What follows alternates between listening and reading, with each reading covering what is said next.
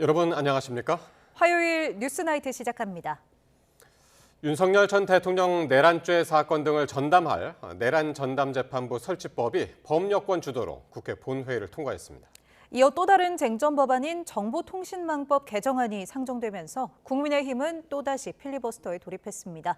먼저 박희재 기자가 보도합니다. 내란 전담재판부 설치법이 범여권 주도로 국회 본회의 문턱을 넘었습니다. 전담재판부 설치 및 제보자 보호 등에 관한 특별법안 대안은 수정한 부분은 수정한 대로, 기타 부분은 원안 대로 가결되었음을 선포합니다.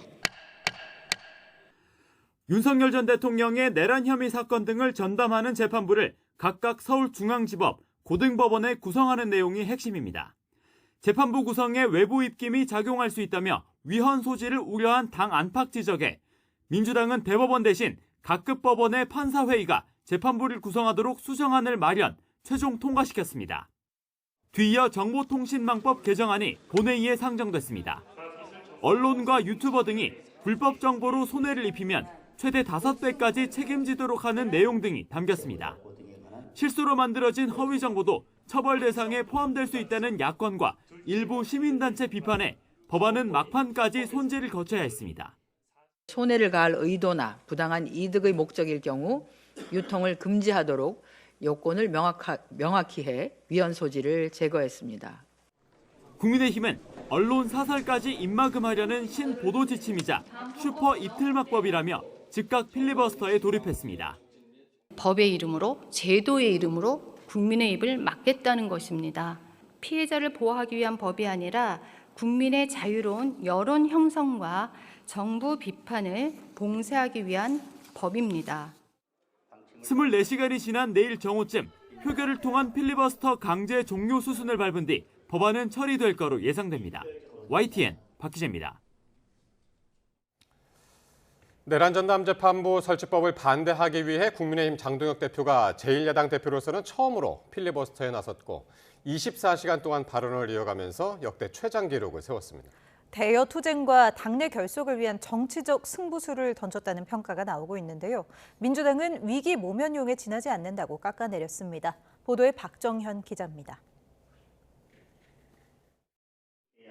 민주당의 내란 전담재판부 설치법 상정에 맞서 직접 필리버스터에 나선 장동혁 대표는 밤새 단상을 떠나지 않았습니다. 역사상 최악의 악법이라 기억될 거라고 위헌성을 조목조목 따지는 동시에 토론만으론 법안을 막을 수 없다며 국민을 향해 읍소했습니다. 저는 지금 국회 밖에 국민을 바라보고 있습니다. 어제부터 시작된 저의 필리버스터가 더불어민주당 국회의원 단 한 명도 설득하지 못할 수도 있습니다. 그러나 국민께서 오늘을 기억해 주십시오. 법여권의 강제 토론 종결에 따라 꼬박 하루 만에 본회의장을 떠난 장 대표. 이 대통령을 향해 거부권 행사를 촉구했습니다. 입맛에 맞는 법관들로 구성된 특별재판부를 만들어서 원하는 시기에 원하는 판결을 얻어내고자 하는 그 의도 헌법 소의지가 있다면 제2요구권을 행사해야 할 것입니다. 홀로 24시간을 모두 쓰면서 역대 필리버스터 최장 기록 17시간 12분도 넉넉하게 갈아치웠습니다. 예상치 못한 동무대의 다음 순서로 필리버스터를 준비하던 김병주 의원이 찬성 토론 필요성을 주장하면서 한때 장내엔 소란이 빚어지기도 했습니다. 찬성 토론도 국민께 들을 기회를 줘야죠. 뭐 기록 세우려고. 쇼츠 그만 찍고. 사상 초유의 제1야당 대표 필리버스터, 날밤을 지새운 투혼에 당내 호응도 잇따랐습니다. 새벽녘 필리버스터 최장 기록을 경신했다는 소식에 국민의힘 의원들은 아침 일찍 본회의장으로 달려가 힘을 보탰고 토론 종결 뒤에도 연단에서 내려오는 장 대표를 기립박수로 맞이했습니다. 다만 일각에선 대표가 다른 일을 하는데 시간을 써주면 더 좋았겠다는 볼멘 소리도 나왔습니다. 고생하고 안쓰럽고 수고한다는 마음은 드는데 대표가 다른 일을 하는데 시간을 좀 더 써면 좋지 않을까. 민주당도 명분과 책임을 내팽개진 무책임한 정치투쟁이라며 장 대표의 정치적 위기 모면용이라고 평가절하했습니다. 자신의 정치적 위기를 모면하고자 하는 일종의 코미디 슬랩스틱 코미디라고 하죠. 막 넘어지고 쓰러지고 하는 그런 모습으로 저는 생각합니다. 노선 전환 요구 등 압박에 직면한 장 대표가 대여 투쟁 전면에 서며 내부 결속은 물론 리더십 주도권 확보를 위한 승부수를 띄웠다는 분석이 나오는데 당원 게시판 문제를 비롯한 갈등의 불씨를 어떻게 풀어갈지는 여전히 숙제로 남아 있습니다. YTN 박정현입니다. 보수 야권이 요구해온 통일교 특검을 전격 수용한 더불어민주당은 속전속결로 자체 특검법 마련에 나서겠다는 방침입니다. 다만 특검 수사 범위와 추천권을 놓고 여야의 생각이 달라 힘 겨루기가 계속될 것으로 보입니다. 황보혜경 기자입니다. 통일교 특검 수용으로 180도 방향을 선회한 민주당은 속도가 곧 정의라며 특검법 추진 의지를 재확인했습니다. 여야 정치인 예외 없이 정치와 종교의 유착 관계를 밝혀야 한다며 연말까지 자체 특검법을 마련하겠다고 시기까지 못 박았습니다. 통일교 특검은 확정적입니다. 이러다가 흐지부지 될 것이라고 말하는 분들도 있습니다. 책임을 피하려는 사람들의 헛된 기대에 불과합니다. 다만 특검 추천 방식과 수사 범위를 둘러싼 여야 셈법, 입장차는 뚜렷합니다. 민주당은 일단 대법원, 즉 조희대 사법부가 특검 추천에 관여하는 데에는 분명히 선을 긋고 있습니다. 또 윤석열 전 대통령이 당선된 2022년 대선 과정까지 수사 대상에 포함하자며 역공에도 나섰는데 통일교 로비 의혹이 오히려 국민의힘에 더 큰 치명타가 될 거란 계산이 반영된 겁니다. 국민의힘은 예고했던 대로 개혁신당과 함께 통일교 특검법을 공동 발의했습니다. 제3자인 대법원 법원행정처장이 특검 후보자 2명을 추천하고 대통령이 이 가운데 1명을 임명하는 방식입니다. 민중기 특검의 야당 표적 수사 의혹과 함께 지난 대선 정치권과 한학자 통일교 총재의 접촉 여부도 수사해야 한다며 이재명 대통령까지 정조준했습니다. 또 민주당이 추진하는 2차 종합특검을 두고도 거듭 날을 세웠습니다. 내란몰이 특검으로 야당을 탄압하고 정치보복을 하면서 내년 지방선거까지 내란 프레임을 계속 이어가겠다라고 하는 발상인데 즉각 중단하기 바랍니다. 동상이몽 속에 여야 지도부가 만나 통일교 특검법 등을 논의했지만 끝내 합의에는 이르지 못했습니다. 여야의 치열한 수싸움 속에 통일교 특검과 2차 종합특검까지 맞물리며 특검 전국이 연말 정치권을 뒤흔들고 있습니다. YTN 황보혜경입니다. 통일교 금품 수수 의혹을 수사하는 경찰이 내일 한학자 통일교 총재와 윤영호 전 세계본부장을 상대로 2번째 조사를 벌입니다. 전재수 더불어민주당 의원의 공소시효 문제를 고려해 수사에 속도를 내는 모습인데 조만간 수사 윤곽이 드러날 거라는 전망이 나옵니다. 윤태인 기자의 보도입니다. 통일교 의혹을 수사하는 경찰이 구치소에 수감된 한학자 통일교 총재를 다시 접견 조사합니다. 지난 17일에 이어 일주일 만에 2번째 조사입니다. 경찰은 첫 조사 당시 한 총재에게 지난 2018년 전재수 더불어민주당 의원에게 현금과 명품 시계를 건넸는지 집중적으로 캐물었는데 한 총재는 혐의를 대부분 부인한 것으로 전해집니다. 경찰은 한 총재와 같은 날 윤영호 전 세계본부장에 대해서도 2차 조사를 진행합니다. 이번 의혹을 처음 불러온 윤 전 본부장은 특검 조사에서와는 달리 최근에는 돈을 주기는커녕 만난 적도 없다고 입장을 번복한 상황입니다. 다만 경찰은 그동안의 압수물 분석과 소환 조사 등을 토대로 이번 의혹과 관련한 정황을 일부 포착한 것으로 알려졌습니다. 경찰은 전재수 의원과 통일교 관계자가 만난 정황이 담긴 내부 문건과 출입 기록 등을 대조 분석해 실제 로비와 금품 전달이 이뤄졌는지 확인하는 데 주력할 것으로 보입니다. 전 의원의 경우 이달 말 정치자금법 위반 혐의 공소시효가 만료될 수도 있는 만큼 이번 주 경찰이 중간 수사 결과를 내놓거나 전 의원을 추가 소환할 수 있다는 전망이 나옵니다. YTN 윤태인입니다. 더불어민주당 김병기 원내대표가 쿠팡 임원과의 고가 오찬 논란에 이어서 이번에는 대한항공으로부터 고급 호텔 숙박권을 받아 사용한 정황이 드러났습니다. 김 원내대표는 논란이 계속되자 이유 불문하고 부적절한 처신이었다며 고개를 숙였습니다. 윤웅성 기자입니다. 민주당 김병기 원내대표의 전직 비서관 A씨와 대한항공 직원이 지난해 10월 나눈 대화 메시지입니다. A씨가 대한항공 전무로부터 김 원내대표가 호텔 투숙권을 받았다며 이용을 문의하고 얼마 뒤 이 직원은 예약이 완료됐다고 답합니다. 이후 김 원내대표는 제주 칼호텔 로얄 스위트룸에 2박 3일 동안 머문 것으로 알려졌는데 조식까지 포함해 160만 원가량의 서비스를 받은 것으로 추정됩니다. 청탁금지법상 공직자는 직무 관련성이 있는 경우 금품을 받을 수 없고 직무 관련성이 없더라도 한 번에 100만 원이 넘는 금품 수수 행위를 금지하고 있는데 법 위반 소지가 있는 겁니다. 이 같은 사실이 알려진 뒤 다소 격앙된 반응을 보이던 김 원내대표는 논란이 수그러들지 않자 당 공지로 입장을 밝혔습니다. 우선 이유 불문 적절하지 못했다며 처신의 만전을 기하겠다고 해명했습니다.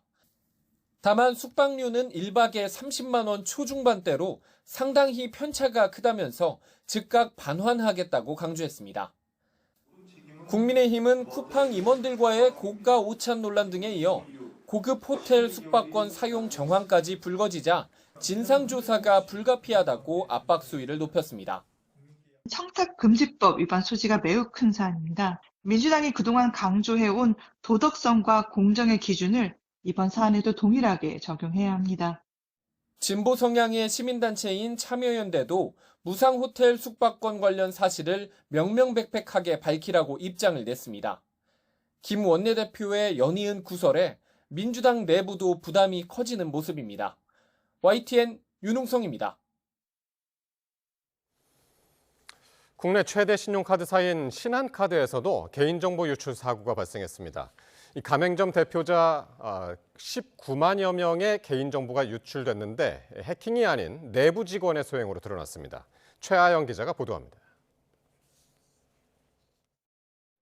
국내 1위 신용카드사인 신한카드에서도 개인정보 유출 사태가 터졌습니다. 신한카드는 가맹점 대표자 19만 2천여 명의 개인정보가 털렸다며 개인정보보호위원회에 신고했습니다. 구체적으로는 휴대전화 번호만 유출된 경우가 18만 1천여 명으로 가장 많았고 성명과 생년월일, 성별도 일부 유출됐습니다. 신한카드는 다만 주민등록번호나 카드번호, 계좌번호 같은 민감한 정보는 유출되지 않은 것으로 파악했습니다. 또 가맹점 대표자 외에 일반 고객 정보는 유출되지 않았다고 밝혔습니다. 그러면서 이번 유출은 해킹 등 외부 침투가 아닌 내부 직원이 카드 모집 영업에 활용하기 위해 저지른 것으로 드러났다고 설명했습니다. 이에 따라 유출된 정보가 다른 곳으로 추가 확산할 우려에 대해서도 선을 그었습니다.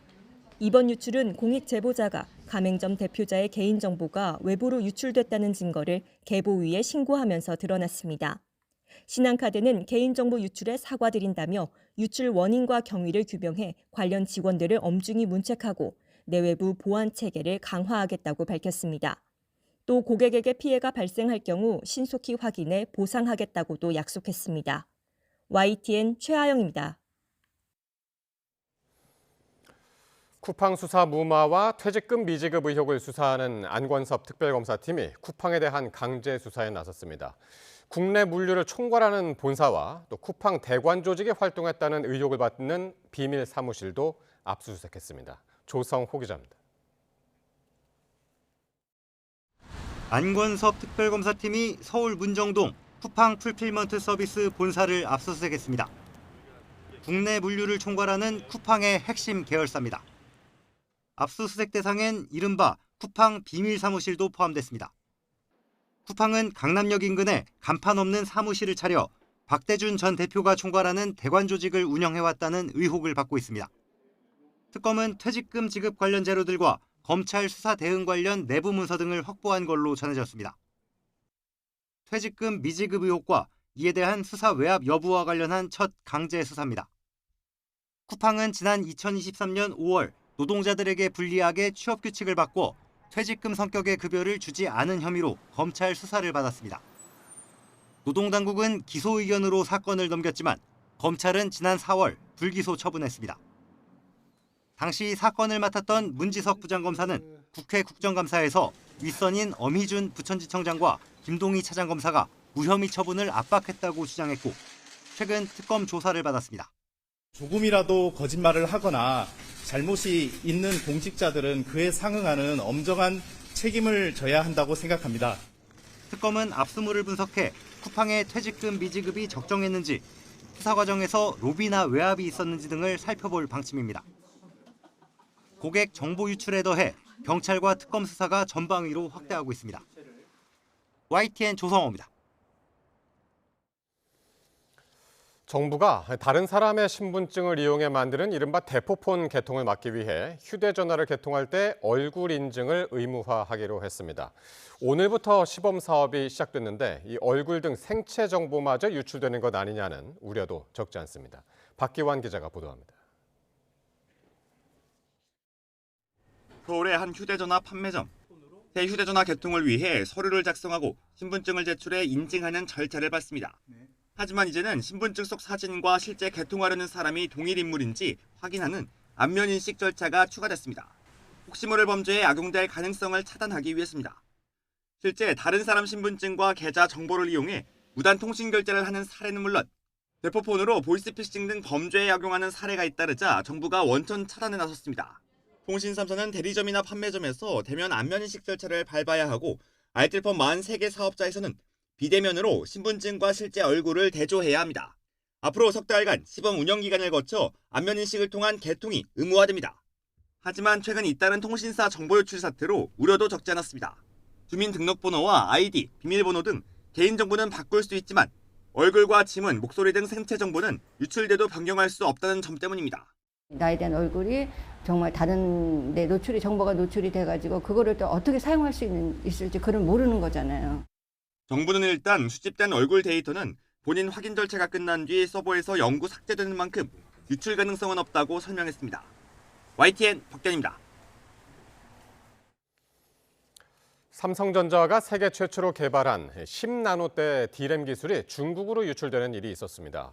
검찰은 삼성전자 전 임직원들을 재판에 넘겼는데 이로 인한 피해는 수십조 원에 달할 것으로 추정됩니다. 안동준 기자의 보도입니다. 삼성전자는 5년간 1조 6천억 원을 투자해 지난 2016년 세계 최초로 10나노대 D램 양산에 성공했습니다. 그런데 얼마 뒤 이 공정 기술은 중국의 반도체 업체 창신메모리의 손에 들어가게 됐습니다.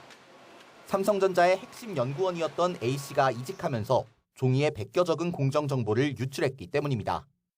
중국 지방정부의 출자를 통해 설립된 창신메모리는 삼성전자 부장 출신 B씨 등을 영입하며 기술 확보에 나섰습니다. 공정 기술을 확보한 이후에는 전 임직원들을 추가 영입해 개발에 나섰고 SK 하이닉스 협력업체를 통해 기술을 추가로 확보했습니다. 유출된 정보를 취득한 창신메모리는 결국 재작년 중국 최초이자 세계 4번째로 10나노대 D램 양산에 성공했습니다. B씨 등은 비료회사에 취직하는 것처럼 속여 경쟁사 이직금지 조항을 피했고 출국금지나 체포를 당할 때 공유할 암호도 만들었습니다. 그러나 B씨가 다른 사건으로 수사를 받던 중 검찰이 반도체 기술 유출 정황을 포착하며 수사가 시작됐습니다. 검찰은 필적 감정을 의뢰해 공정 기술을 필사해 유출한 A씨의 신원 또한 파악했습니다. 검찰은 B씨 등 5명을 산업기술보호법 위반 혐의로 구속 기소하고 파트별 개발 책임자 5명도 불구속 상태로 재판에 넘겼습니다. 유출된 기술을 부정 사용하여 중국 현지에서 최종 양산에까지 나아간 범행의 전모를 규명하였습니다. 다만 공정기술을 직접 유출한 A씨 신병은 끝내 확보하지 못했습니다. 검찰은 A씨를 인터폴 적색 수배하고 여권 무효화 조치를 했지만 중국 정부에서 협조하지 않아 신병 확보가 어려운 상황이라고 밝혔습니다. 검찰은 이번 범행으로 국가 경제에 발생할 피해액이 최소 수십조 원에 달할 걸로 추정했습니다. YTN 안동준입니다. 연말이 다가오면서 원달러 환율이 1,484원까지 오르고 있습니다. 연말 환율 종가를 기준으로 자본 비율을 계산해야 하는 금융기관들은 촉각을 곤두세우고 있고 한국은행도 신용 공급이 위축되지 않을까 우려를 나타내고 있습니다. 류환홍 기자가 보도합니다. 지난 19일부터 사흘째 1,480원대인 원달러 환율이 오전에 1,484원까지 치솟자 외환 시장에는 종일 긴장감이 고조됐습니다. 환율이 지난 4월 9일 연고점 1,487원에 근접하면서 이러다 1,500원까지 가는 것 아니냐는 우려가 커졌습니다. 외환 당국으로선 국민연금의 전략적 환 해지에 기대를 걸고 있지만 아직 눈에 띄는 효과는 나타나질 않고 있습니다. 한국은행은 하반기 금융안정 보고서에서 고환율이 수입 물가 상승뿐만 아니라 금융기관의 대출 여력을 줄일 수 있다고 분석했습니다. 환율이 오르면 은행의 외화 대출 등 외화 자산의 원화 환산액이 늘어났는데 이는 자기 자본 비율의 분모인 위험 가중 자산을 늘려 결과적으로 자기 자본 비율을 떨어뜨리게 됩니다. 연말 그 환율에 따라 금융기관의 외화 자산의 그 원화 환산액이 증가할 수가 있게 되고 그렇게 되면 이제 자본 비율의 하락 요인으로 작용하게 됩니다. 금융기관 입장에서는 신용을 줄이게 되는 위험 가중 자산을 줄인다라는 것은 이제 신용을 줄인다는 것이니까 그렇게 될 수는 있습니다. 한은은 은행들이 신용 공급을 축소하면 취약계층의 어려움이 커지고 수출 대기업과 내수 중소기업 간 양극화가 심화될 수 있다고 지적했습니다. 고환율에도 외국인의 1조 가까운 순매수에 힘입어 코스피는 0.3% 상승 마감해 사흘째 산타랠리를 이어갔습니다. 트럼프 대통령이 미 해군 신형 호위함 건조와 관련해 한화를 언급하면서 한화오션은 12% 급등했습니다. 코스닥은 0.4% 상승 출발했지만 외국인 순매도로 상승세가 꺾여 1% 내린 919로 장을 마쳤습니다. YTN 유환홍입니다. 국내 민간 기업이 개발한 우주 발사체 한빛 나노의 첫 발사가 기체 이상으로 실패했습니다. 하지만 상업용 우주 발사체 시장을 향한 도전은 내년에도 계속됩니다. 고한석 기자가 보도합니다. 브라질 알칸타라 우주센터. 어둠을 뚫고 한빛 나노가 솟구칩니다. 일단 로켓이 점화됩니다. 이륙 30초.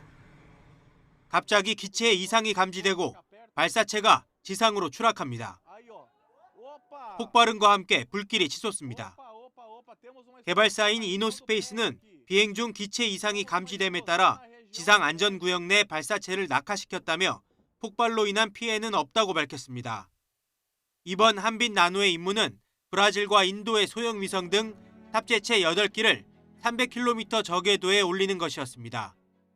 국가 주도로 개발된 누리호가 3단 로켓 구조에 길이 47m, 200톤 넘는 중형 발사체라면 한빛 나노는 길이 22m, 2단 소형 발사체입니다. 소형 위성을 빠르고 저렴하게 쏘아 올리는 데 특화돼 있습니다. 이노스페이스가 사용 계약을 맺은 알칸타라 우주센터의 지리적 이점도 있습니다. 적도 근처에 있어서 지구 자전에 따른 추가 운동 에너지를 사용할 수 있습니다. 연료 효율이 높아 위성 배송 시장에서 가격 경쟁력을 가집니다. 이번 발사는 산화제 냉각 장치 이상, 기상 악화 등의 이유로 여러 차례 연기 끝에 이뤄졌습니다. 최종 도전은 비록 실패로 끝났지만 많은 경험이 쌓였고 상업용 우주 발사체 시장으로 한 걸음 더 나가는 계기가 됐다는 평가입니다. 처음부터 성공을 했으면 좋았겠지만은 그렇지 못한 일들은 굉장히 많고 충분히 일어날 수 있는 일이라고 생각을 하기 때문에 잘 보완을 해가지고 다음번에 잘 발사를 하면 된다고 생각을 하고요. 이노스페이스는 내년 상반기에 다시 발사를 시도할 계획입니다. YTN 권석입니다. 이재명 대통령이 통일교 금품 수수 의혹으로 사퇴한 전재수 전 해양수산부 장관의 후임으로 부산 지역 인사를 발탁하겠다는 뜻을 내비쳤습니다. 대선 공약에 따라 부산으로 청사를 옮긴 해수부에서 밝힌 내용인데요. 부산 발전을 위해 지원을 아끼지 않겠다는 약속도 함께했습니다. 강진원 기자의 보도입니다. 이재명 대통령의 지시로 연내 이전 절차를 마무리하기 위해 부산에 임시청사를 마련한 해양수산부. 현판 제막식에 참석한 이 대통령은 본격적인 해수부 부산시대 개막을 알렸습니다. 개청식에 앞서선 현장 국무회의까지 열어 세종에서 부산으로 옮겨온 해수부에 힘을 실어줬습니다. 부산에서 국무회의가 개최된 건 문재인 정부 시절인 지난 2019년 이후 처음입니다. 이 대통령은 전재수 전 장관이 통일교 금품 수수 의혹으로 자진 사퇴한 상황을 애둘러 언급하며 후임 해수부 장관도 전 장관과 같은 부산 지역 인사를 중용하겠다는 의중을 드러냈습니다. 그리고 아쉽게도 지금 해수부 장관이 공석 중이신데 후임 해수부 장관도 가급적이면 부산 지역에서 인재를 구해보도록. 일각에선 이를 두고 내년 지방선거에서 여권의 유력한 부산시장 후보로 꼽히던 전 전 장관의 불명예 낙마로 동요하는 부산 민심을 의식한 거란 해석을 내놨습니다. 이 대통령이 부산과 동남권, 즉 PK 발전을 위한 범정부 차원의 총력 지원을 함께 공언했기 때문입니다. 부산과 동남권 발전이 대한민국 균형 발전과 지속 가능한 성장의 열쇠라는 자세로 범정부 차원의 역량을 총 집중할 것입니다. 이런 가운데 지난 11일부터 228개 기관을 대상으로 진행된 사상 첫 생중계 업무보고는 해수부를 끝으로 마무리됐습니다. 이 대통령은 공직자들에 대한 공개 질책을 둘러싼 논란을 의식한 듯 이런 소회를 밝히기도 했습니다. 주변 제 아내도 그러고 자꾸 잘한 걸 칭찬을 자꾸 해야지 왜 뭐 문제 있는 거 자꾸 지적을 하면 그게 되냐고 저한테 자꾸 야단치는데 잘한 거 칭찬하니까 너무 많아가지고 그러는 거니까 그거는. 이 대통령은 이번 업무보고를 통해 국정 운영의 투명성과 책임성이 높아졌다고 자평했는데 앞으로도 이런 방식의 소통 행보는 계속 이어질 거로 보입니다. YTN 강준원입니다.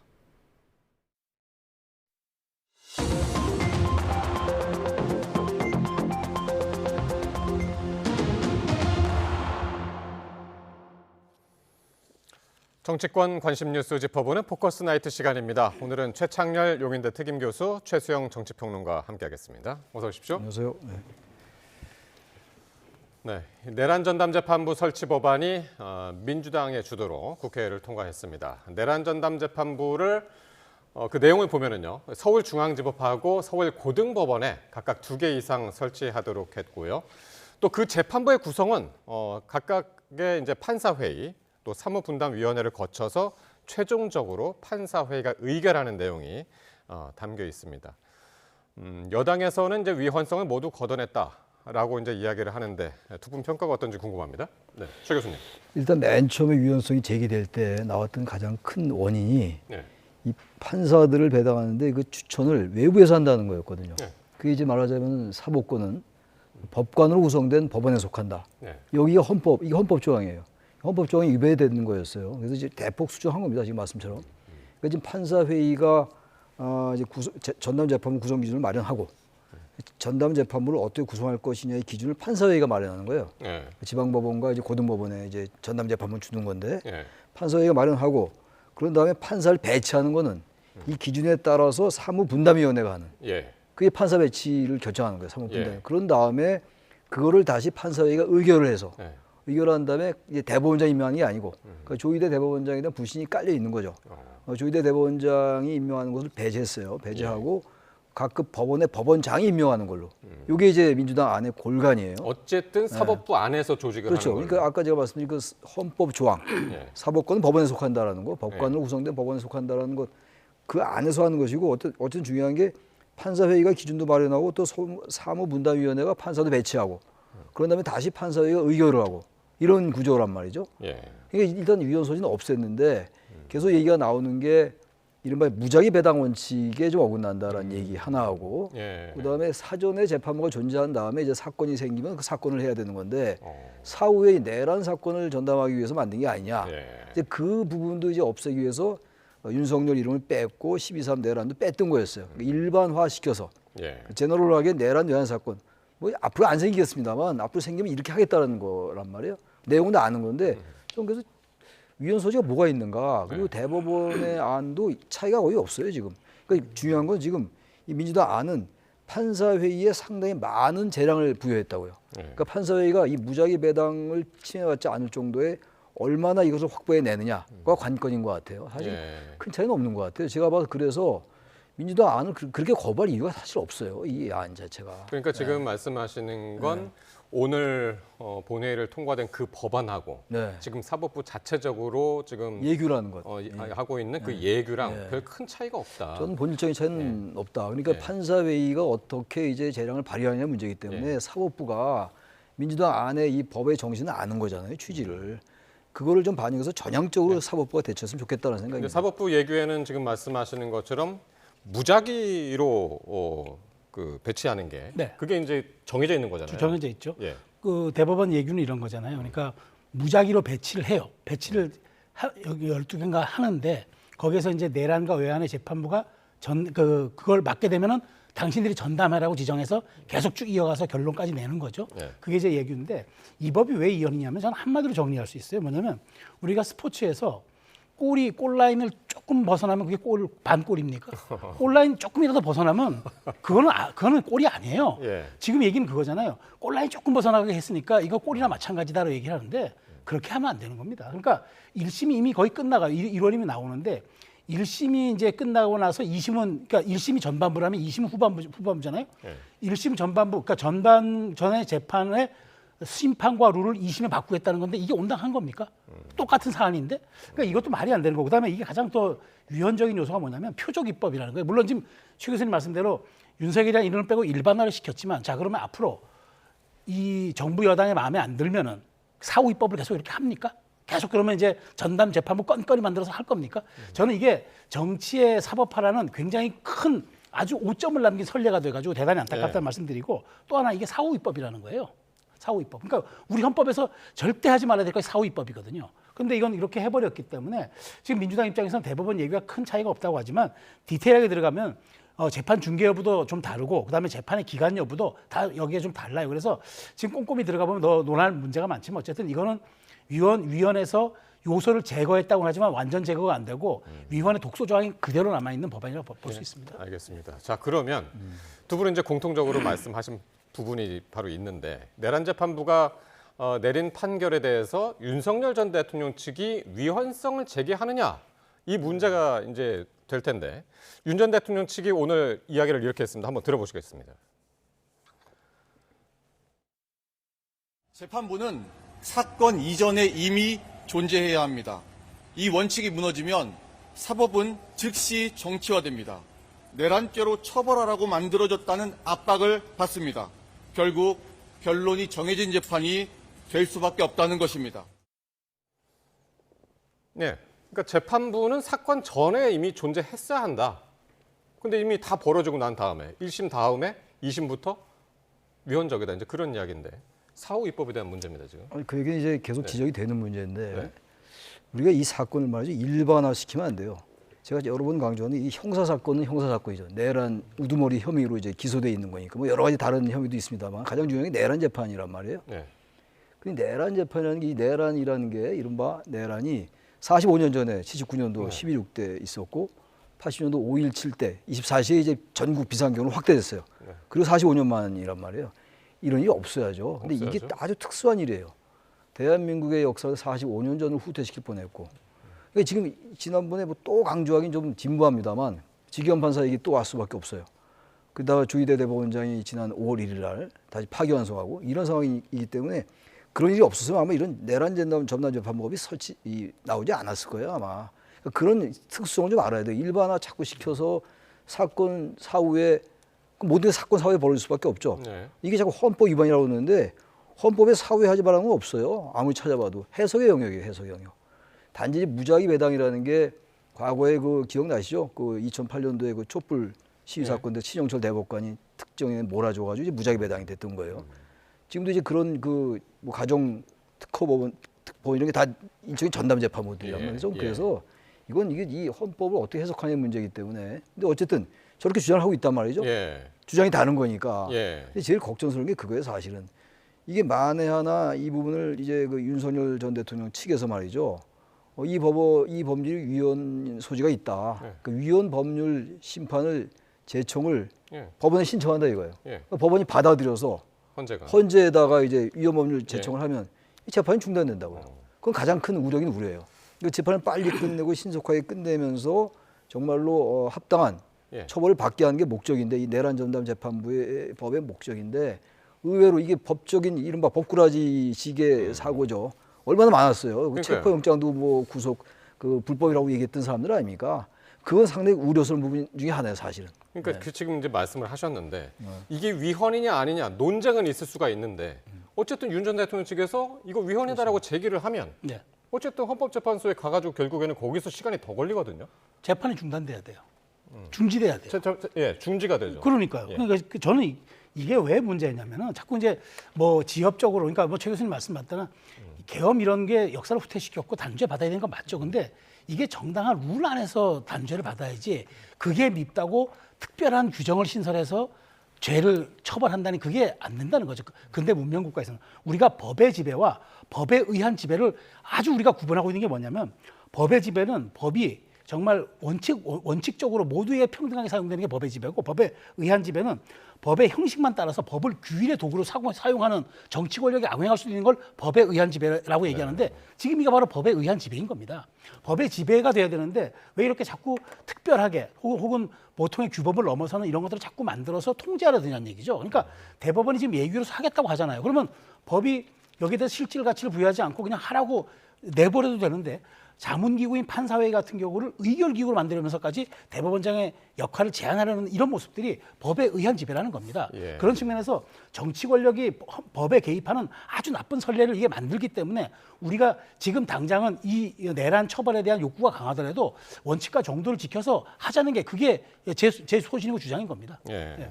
어쨌든 오늘 통과된 내란 전담 재판부제 설치 법안 통과가 과연 어떤 결과로 이어질지 이것도 상당히 이제 궁금해집니다. 자, 그런데 이 내란 전담 재판부 설치법이 통과되는 과정에서 기록이 하나 세워졌습니다. 이 국민의힘 장동혁 대표가 24시간 연속으로 필리버스터를 진행하면서 같은 당의 이제 박수민 의원이 갖고 있던 종전 기록을 7시간 가까이 경신을 했는데요. 필리버스터 직후의 모습을 먼저 한번 보시겠습니다. 입맛에 맞는 법관들로 구성된 특별재판부를 만들어서 원하는 시기에 원하는 판결을 얻어내고자 하는 그 의도 헌법 소의지가 있다면 제2요구권을 행사해야 할 것입니다. 찬성 토론도 국민께 들을 기회를 줘야죠. 기록 세우려고. 예. 그 뒤의 모습은 이제 장동혁 대표의 필리버스터 종료 1시간 전쯤 그러니까 김병주 의원이 민주당의 김병주 의원이 찬성 토론도 해야 하는 것 아니냐 그러면서 이제 항의를 하는 모습이었는데 뭐 저렇게 항의를 했어도 장동혁 대표가 계속 하겠다면 그냥 하는 거잖아요. 아무 문제 없죠. 예. 오늘 어떻게 보십니까? 위법하지 않은데 네. 일단 지금 이 필리버스터가 24시간 있으면 종결될 수 있는 구도가 돼 있는 거잖아요. 다 아는 거 아닙니까? 네. 그러면 적어도 다른 사람에게 찬성 토론이건 반대 토론이건 기회를 줘야죠. 24시간 다 쓰면 어떡합니까? 그러니까 저 장동혁 대표로서는 상당히 정치적 역정이 있어서 자기 여정이 있어가지고 기억에 남을 만할 겁니다 아마. 근데 발언 내용을 제가 다 보지 않았어요. 근데 상당히 많은 발언의 뭐 저의 해석인데 그 내용들이 윤석열 전 대통령과 비슷한 주장하는 걸 제가 많이 봤어요. 내용에서. 2시간 만에 해제된 계엄이다. 이게 뭐가 문제냐? 계엄 해제를 뭐 방해하지 않았다. 방해하지 않았다는 얘기고 이게 윤석열 전 대통령이 계속 줄곧 그 변호인 측들이 주장하는 그 주장과 판박이에요. 최근에 계엄과 탄핵에 대해서 책임을 통감한다. 이젠 변해야 할 시기다 이런 얘기 했었잖아요. 며칠 전에. 예. 그 얘기가 행동과 실천으로 나타내야 된다고 여러 번 강조하는데 그게 나타나지 않는 거예요. 24시간 해도 좋습니다. 좋은데 정말 절절한 반성이 들어가면 지금 윤호객인가 우리 절연하겠다라든지 극우 세력과 어쨌든 간에 선을 긋겠다라든지 이게 뭐가 나오면서 24시간 한다면 누가 뭐라고 그랬어요. 그러질 않고 변하는 것 같은데 여전히 내용을 이 필리버스터가 가장 중요한 내용인데 지금 바로 이 법 자체에서 얘기하는 것이기 때문에 의제에 관련된 것이고 근데 전혀 내용은 그렇지 않다는 거예요. 이런 식의 필리버스터 뭐가 의미하냐. 장동혁 대표가 바뀌고 국민의힘이 뭔가 전향적으로 보수의 정체성을 확립해 나가기 위해서 이 필리버스터 의미가 있었으면 좋았을 텐데 전혀 그렇지 않다. 전 그게 더 문제라고 생각해요. 예, 알겠습니다. 어쨌든 제1야당 대표가 필리버스터에 참여한 것도 헌정사상 처음이었고 처음에 이제 그 책 5권 갖고 들어갈 때부터 약간 심상치 않았는데 네. 어쨌든 시간도 최장 기록을 세웠습니다. 시간도 24시간. 최장 기록이고 그다음에 여러 가지 의미를 많이 남긴 그 발언이었죠. 그러니까 그동안 필리버스터 보면요.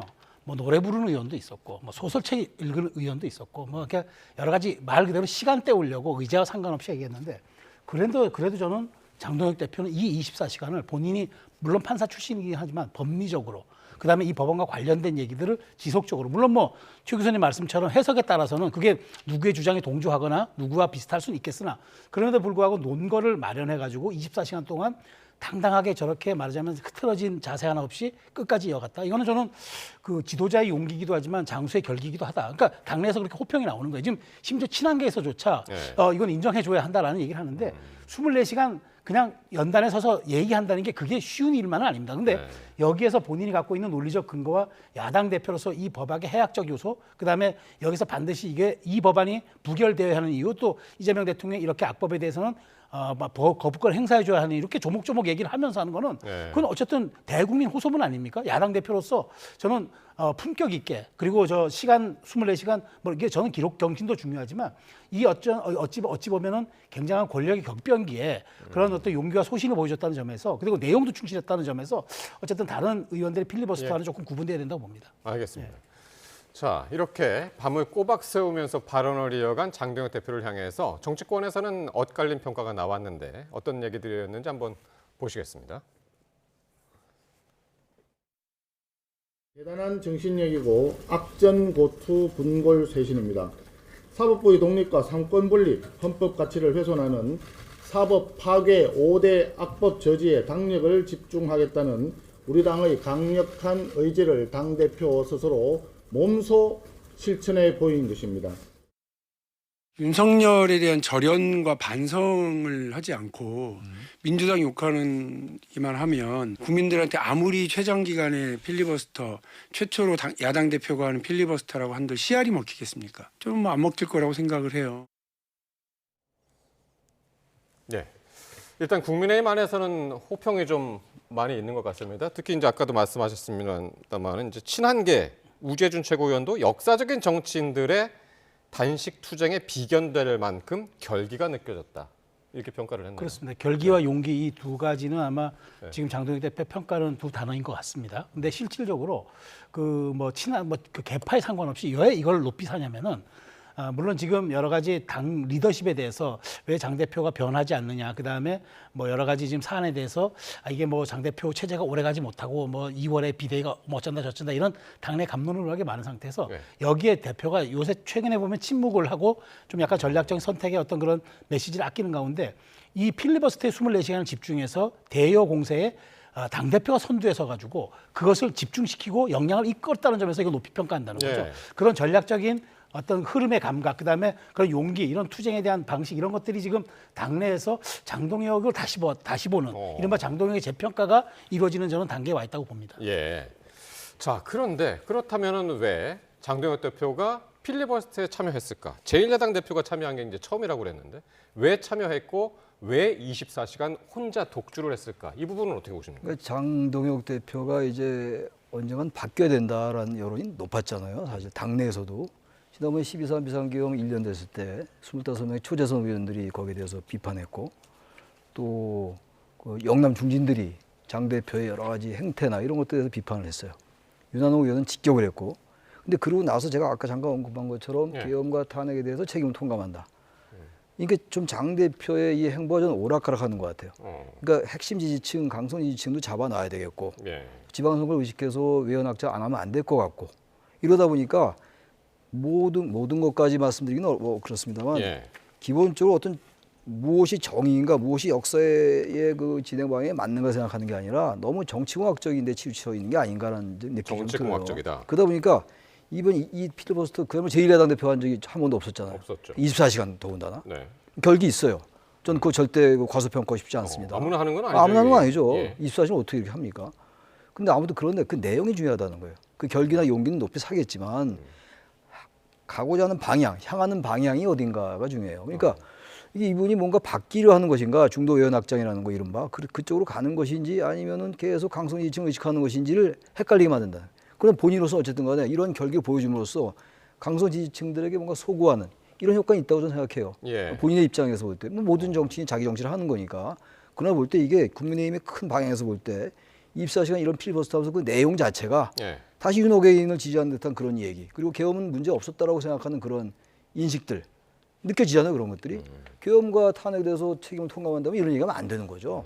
일단 내용의 본질이 무엇인가 본 다음에 그 다음에 결기와 용기, 끈기를 높이 사야 되는 것이지 본말이 바뀌어 있다. 아무튼 그러나 그 질문에 대한 답변이라면 장 대표는 바로 이런 필리버스터를 통해서 자신의 어떤 그 압도적인 그 강성 지지층에 대한 리더십 이런 것들을 확보를 했던 것이 아닌가 그렇게 생각할 수 있다고 생각합니다. 예. 어쨌든 지난주 바로 이 자리에서 이제 최 평론가께서 크리스마스 즈음 해가지고 새로운 메시지를 낼 것이다, 변화된 메시지를 낼 것이다 했는데 진짜 지난주 바로 금요일쯤이었나요? 바로 이제 변화를 얘기를 이제 많이 했었고. 그렇죠. 또 오늘 김재원 의원 최고위 같은 경우는 장동혁 대표가 신년 초에 쇄신안을 발표할 것이다. 이렇게 이야기를 해서 앞으로 이제 당내에서 리더십이라든가 장악력을 키우는 계기가 마련될 것인가 하는 부분입니다. 저는 그래서 이제 오늘 그러니까 어제 필리버스터가 마지막으로 본인이 이제 일종의 당내 결집에 대한 정점을 찍는 퍼포먼스라고 봐요. 그리고 이제 지난번 이제 충북도당 위원장과 그 연석회의에서 그때 17번 변화를 얘기하고 만일 국민의힘 의원들 전원이 그 당시에 본회의장 앞에 있었으면 계엄 해제에 다 참여했을 것이다. 아주 그 어찌 보면은 저게 민주당 의원의 발언인가를 싶을 정도의 그런 얘기까지 했어요. 그러니까 저는 변화의 변침을 굉장히 지금 크게 가고 있다고 보고 그다음에 지금 당내에서 나오는 것처럼 내년이면 지선의 공간이 열리는데 그때까지 당의 내용에 휩싸여 있을 수는 없잖아요. 그렇다면 저는 연말 연쯤에 정치의 공간이 확 열릴 때 중도로 스윙하는 전략을 과감하게 할 것이다. 그 변화의 전초전을 보여주고 있다고 봅니다. 오늘은 하나의 또 이제 또 큰 계기가 되는 그렇습니다. 그런 장면으로 보시는 것 같고. 자, 근데 이제 그 장동혁 대표만큼이나 지금 고생한 사람이 또 있습니다. 우원식 국회의장인데 오늘도 이제 계속 필리버스터가 이어지잖아요. 국회에서 국민의힘에서 이제 국민의힘 소속의 주호영 부의장한테 오늘 밤부터 이제 내일 새벽까지 좀 필리버스터 사회를 좀 봐달라 그렇게 요청을 했는데 결국엔 또 주 부의장이 거부를 했네요. 그러니까 주호영 부의장이 국회 부의장으로서 이렇게 하면 안 된다고 저는 생각해요. 지금 이제 국회 부의장이 민주당 이하경 의원도 있단 말이에요. 그러니까 지금 국회의장인 우원식 의원하고 지금 부의장 이하경 의원이 번갈아 하는 것 같아요. 12시간씩 나눠서 했다고 그러더라고요. 근데 이렇게 그래도 주호영 의원에게 부의장에게 국회의장이 부탁하면 전 거기에 응하는 게 맞다고 생각해요. 이제 자기 자당의 이제 의원들이 그 필리버스터를 하니까 뭐 입장이 난처했는지 모르겠는데 주호영 의원하고 뭐 여야 막론하고 대단히 신망이 두터운 분이에요. 그럼 주호영 의원답게 좀 부의장답게 그 마이크를 잡았으면 좋겠어요. 그 전부 그 의장하고 부의장한테 이것도 국회 하나 의사 일정인데 그 필리버스터 신청은 누굽니까? 굳이 당직을 따지면은 그 국민의힘이 신청한 거 아니었어요? 주호영 부의장답지 않다. 그럼 그렇게 생각합니다. 근데 이제 우원식 의장이 또 뭐라고 얘기했냐면요. 이 무제한 토론권의 침해 수준까지 와 있다. 그러니까 굉장히 힘들어서 만약에 이제 국회법에 따라서 불가피한 사유가 있을 경우에 필리버스터가 멈출 수도 있다고 얘기를 했습니다. 근데 의장께서 그렇게 얘기하면 안 되죠. 왜냐하면 이거는 국회법의 권능으로 돼 있는 거거든요. 야당의 유일한 투쟁 수단이기도 하고요. 그 필리버스터는 김대중 전 대통령이 국회의원 하던 시절부터 우리 헌정사에서 일종의 약자의 방수단 같이 오던 문화의 한 장면인데 이거를 힘들다고 여러 가지 상황이 도출되면 뭐 이거 내가 중지할 수도 있다는 그런 얘기를 하는 거는 저는 의회주의자로서 그건 그렇게 해서는 안 될 말씀이라고 보고 주 부의장에 대해서는 비판할 수 있다고 저는 봅니다. 그런데 원래 국회의장단이 정치적 중립 때문에 당적을 갖지 않거든요. 그런데 그동안의 우원식 의장의 행동을 보면은 어떤 면에서 굉장히 당파적이라는 비판을 받아왔기 때문에 부의장들도 할 말이 있는 겁니다. 지금 국민의힘 입장에서는 당적은 물론 주호영 의원이 의장단으로 갖고 있지는 않아도 어쨌든 자신을 배출한 자당이 의원들이 저렇게 당대표가 24시간 거의 목숨을 건 지금 그런 필리버스터를 하는데 본인이 그 사회를 턱 막겠다고 지금 이 법에 대해서 막아달라고 호소하는데 본인이 그 사회복을 잡고 있다? 아마 좀 여러 가지 고심은 들 거예요. 그러나 그럼에도 불구하고 의장단으로서 책무를 다하는 건 저는 별개의 문제로 보기 때문에 어쨌든 그거는 뭐 국민이 판단할 문제이긴 합니다만은 이렇게까지 우 의장께서 필버를 중단시킬 수도 있다는 이렇게 약간 협박성 발언하는 거는 저는 이거 온당치 않은 걸로 봅니다. 어쨌든 뭐 오늘 밤도 이제 세워야 되는 그런 상황인데요. 우원식 국회의장이나 또 이제 부의장이나 건강하게, 그러니까 건강을 지키는 게 일단 이제 중요하기 때문에 자 오늘 밤도 함께 지켜보기로 하고 자 그리고 민주당 김병기 원내대표가요 지난해 11월에 대한항공으로부터 160만 원 상당의 호텔 숙박 초대권을 받았다는 의혹이 제기됐습니다. 그래픽도 이제 저희가 준비가 돼 있는데 어쨌든 김병기 의원실 비서관이 대한항공 관계자한테 제주 서귀포에 호텔 예약 문의하는 그런 카톡 문자가 이제 공개돼서 지금 논란인데 김병기 원내대표가 오늘 이런 입장을 냈습니다. 이유를 불문하고 적절치 못했다라고 이제 사과를 했는데 이 부분은 어떻게 보고 계신지요? 뭐 이 김병기 원내대표 말 따나 적절치 않죠. 이게 청탁금지법 위반 소지도 저는 있다고 봐요. 이제 김병기 원내대표의 소관 상임위, 그러니까 이제 국토교통위에서 정무위 이렇게 이제 바뀌었단 말이에요. 근데 국토교통위도 그렇고 정무위도 그렇고 다 이제 대한항공과 아시아나의 합병 문제, 합병에 따른 마일리지 문제 이런 것들을 같이 소관 상임위예요. 거기에 관련된 업무이기 때문에 이것에 법률적으로도 다른 해석이 가능하겠습니다만 일단 100만 원 이상은 못 받게 돼 있어요. 직무 관련성이나 뭐 대가성이 없다 하더라도. 근데 어쨌든 지금 돈을 받은 건 아니겠습니다만 160만 원 정도의 상당에 해당하는 거 아니에요? 지금 이 금액 자체가. 그렇다면 이제 김 원내대표가 바로 그걸 알기 때문에 어쨌든 간에 적절치 않았다고 얘기하는 거라서. 김병기 원내대표 측에서는 이제 이게 30만 원대 초중반이다. 이제 숙박료에 상당히 좀 편차가 크다. 내가 이야기하는 걸 하고 내가 알고 있는 것하고 숙박료 차이가 크다. 이제 그렇게 얘기를 그렇게 얘기했는데 어쨌든 전체적으로 금액은 그렇게 나오고 있어요. 지금 전체적으로. 그런 면에서 볼 때 김 원내대표가 빨리 얘기를 한 것 같아요. 근데 이게 어쨌든 자꾸 이런 일이 생기면 안 돼요. 이게 의원도 그렇고 이게 사실 이렇게까지 그 고급 숙박을 할 필요가 없는 거 아니에요? 정치인들은 사실 국민의 평균이어야 하는데 이 부분은 저기 김 원내대표 말씀따나 이거는 뭐 사과를 해야 된다고 생각합니다. 네. 근데 저는 이게 심각한 게 이제 이게 처음에 받은 게 2023년인데요. 이때가 이제 그 김병기 의원이 이제 국토위거든요. 국토위 이 당시에 뭔 일이 있었냐면은 그 항공사 인수합병 논란이 이제 그 문제가 국토의 가장 큰 이슈였고. 2013년에 뭘 받았다? 2023년에 이걸 23년에 받았는데, 예. 그러니까 이 숙박 초대권을 그 받은 당시 지위가 국토교통위원이었는데 그 당시 가장 큰 이슈가 항공사 합병, 카라고 그때 이제 아시아나. 그다음에 2024년 이걸 썼을 때 작년에 또 있을 때는 정무였는데 그때는 또 뭐냐면 그 항공사 마일리지를 어떻게 처분하느냐가 핵심 논란이었어요. 그러면 이게 로비용이었다는 의혹을 지울 수가 없잖아요. 근데 무려 164만 원이나 되고 우리 부정청탁금지법은 100만 원 이상이면 무조건 신고하도록 돼 있는데 더더군다나 전 여기서 지적드리고 싶은 것 그러고 나서 해명한다 하는 게 나만 받은 게 아니라 아마 민주당 의원들도 다 이렇게 그때 관행적으로 받은 것으로 안다고 얘기했는데 그것도 지금 문제가 되는데 정확히 어떻게 얘기를 했냐면요. 김병기 원내대표가 특정 상임위의 여야 다른 의원실처럼 의원실로 대한항공 숙박권이 보좌 직원에게 전달돼서 보좌진과 함께 사용했던 것으로 기억한다.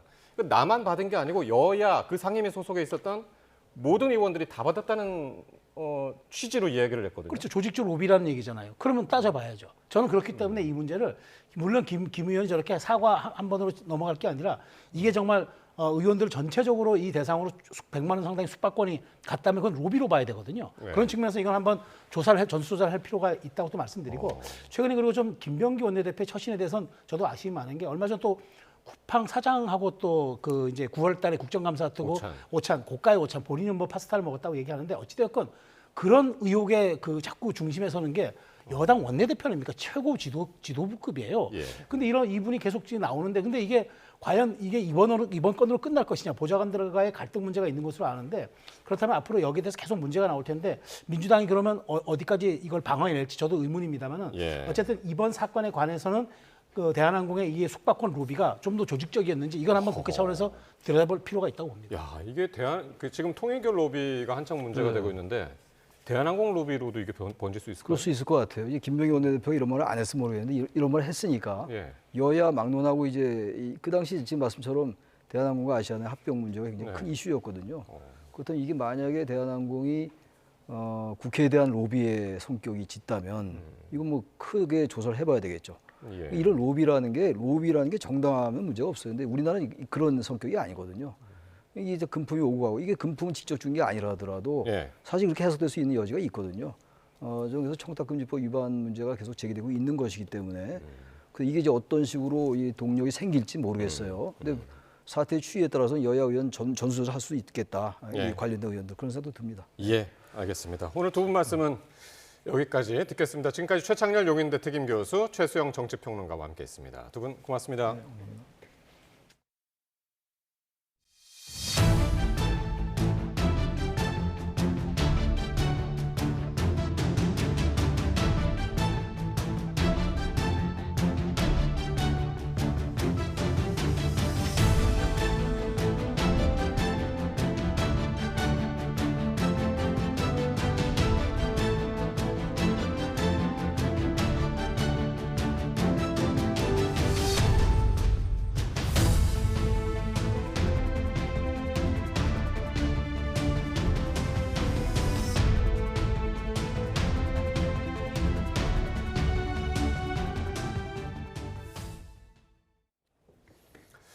네, 올해 성탄절은 맑은 하늘이라 화이트 크리스마스를 기대하기는 어렵겠습니다.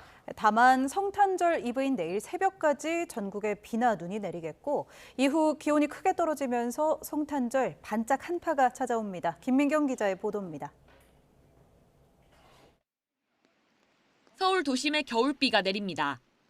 차가운 공기 속에 비가 얼어 한때 진눈깨비로 바뀌기도 했습니다. 기온이 더 낮은 경기 북부와 강원 일부 지역에는 눈이 내리며 대설주의보가 내려지기도 했습니다. 눈비는 성탄절 이브인 내일 새벽에 대부분 그치겠고 이후에는 대체로 맑은 하늘이 나타나겠습니다. 올해 성탄절은 하얀 눈 대신 차가운 공기가 자리할 전망입니다. 중부 이남까지 영하 35도 이하의 찬 공기가 남하를 하겠고요. 그 이후에 찬 공기를 우리나라 쪽으로 서해상으로 끌어내리면서 25일 전후로 해서 큰 추위가 한번 오겠습니다. 대부분 지역이 맑고 춥겠지만 찬 북서풍이 서해를 지나며 눈구름을 만들면서 저녁부터 충남과 호남 서해안, 제주도에는 눈이 내리는 곳이 있겠습니다.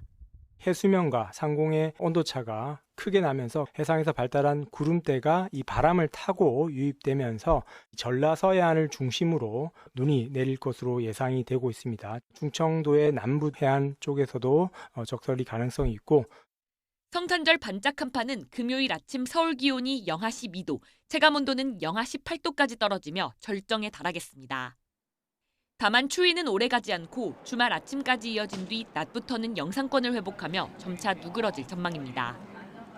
기상청은 야외 활동이 많아지는 시기에 기온 변화가 크고 찬바람이 강하겠다며 건강관리와 빙판길 등 미끄럼 사고에 각별히 주의해달라고 당부했습니다. YTN 김민경입니다. 빗길에 초등학교 통학 차량이 화물차와 충돌해 탑승한 학생과 교사 등 모두 12명이 다쳤습니다.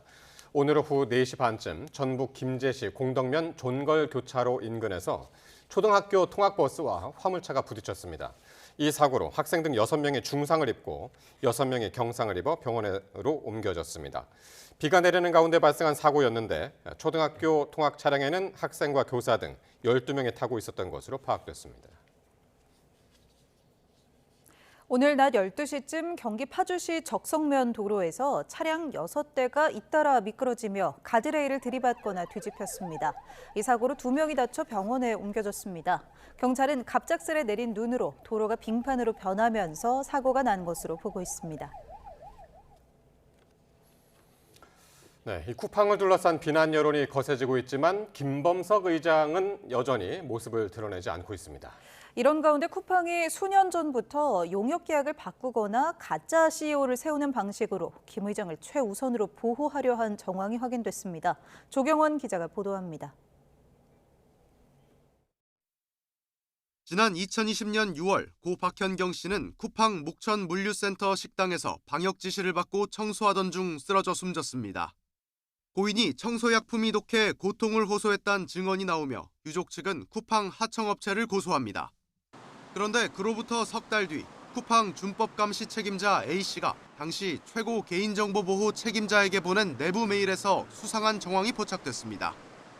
사망 사고가 난 물류센터 식당과의 계약 대상을 바꾸라는 내용으로 보이는데 A씨는 계약 당사자를 쿠팡에서 자회사 쿠팡 풀필먼트 서비스로 변경하라고 지시한 건 범님, 즉 김범석 대표라고 언급합니다.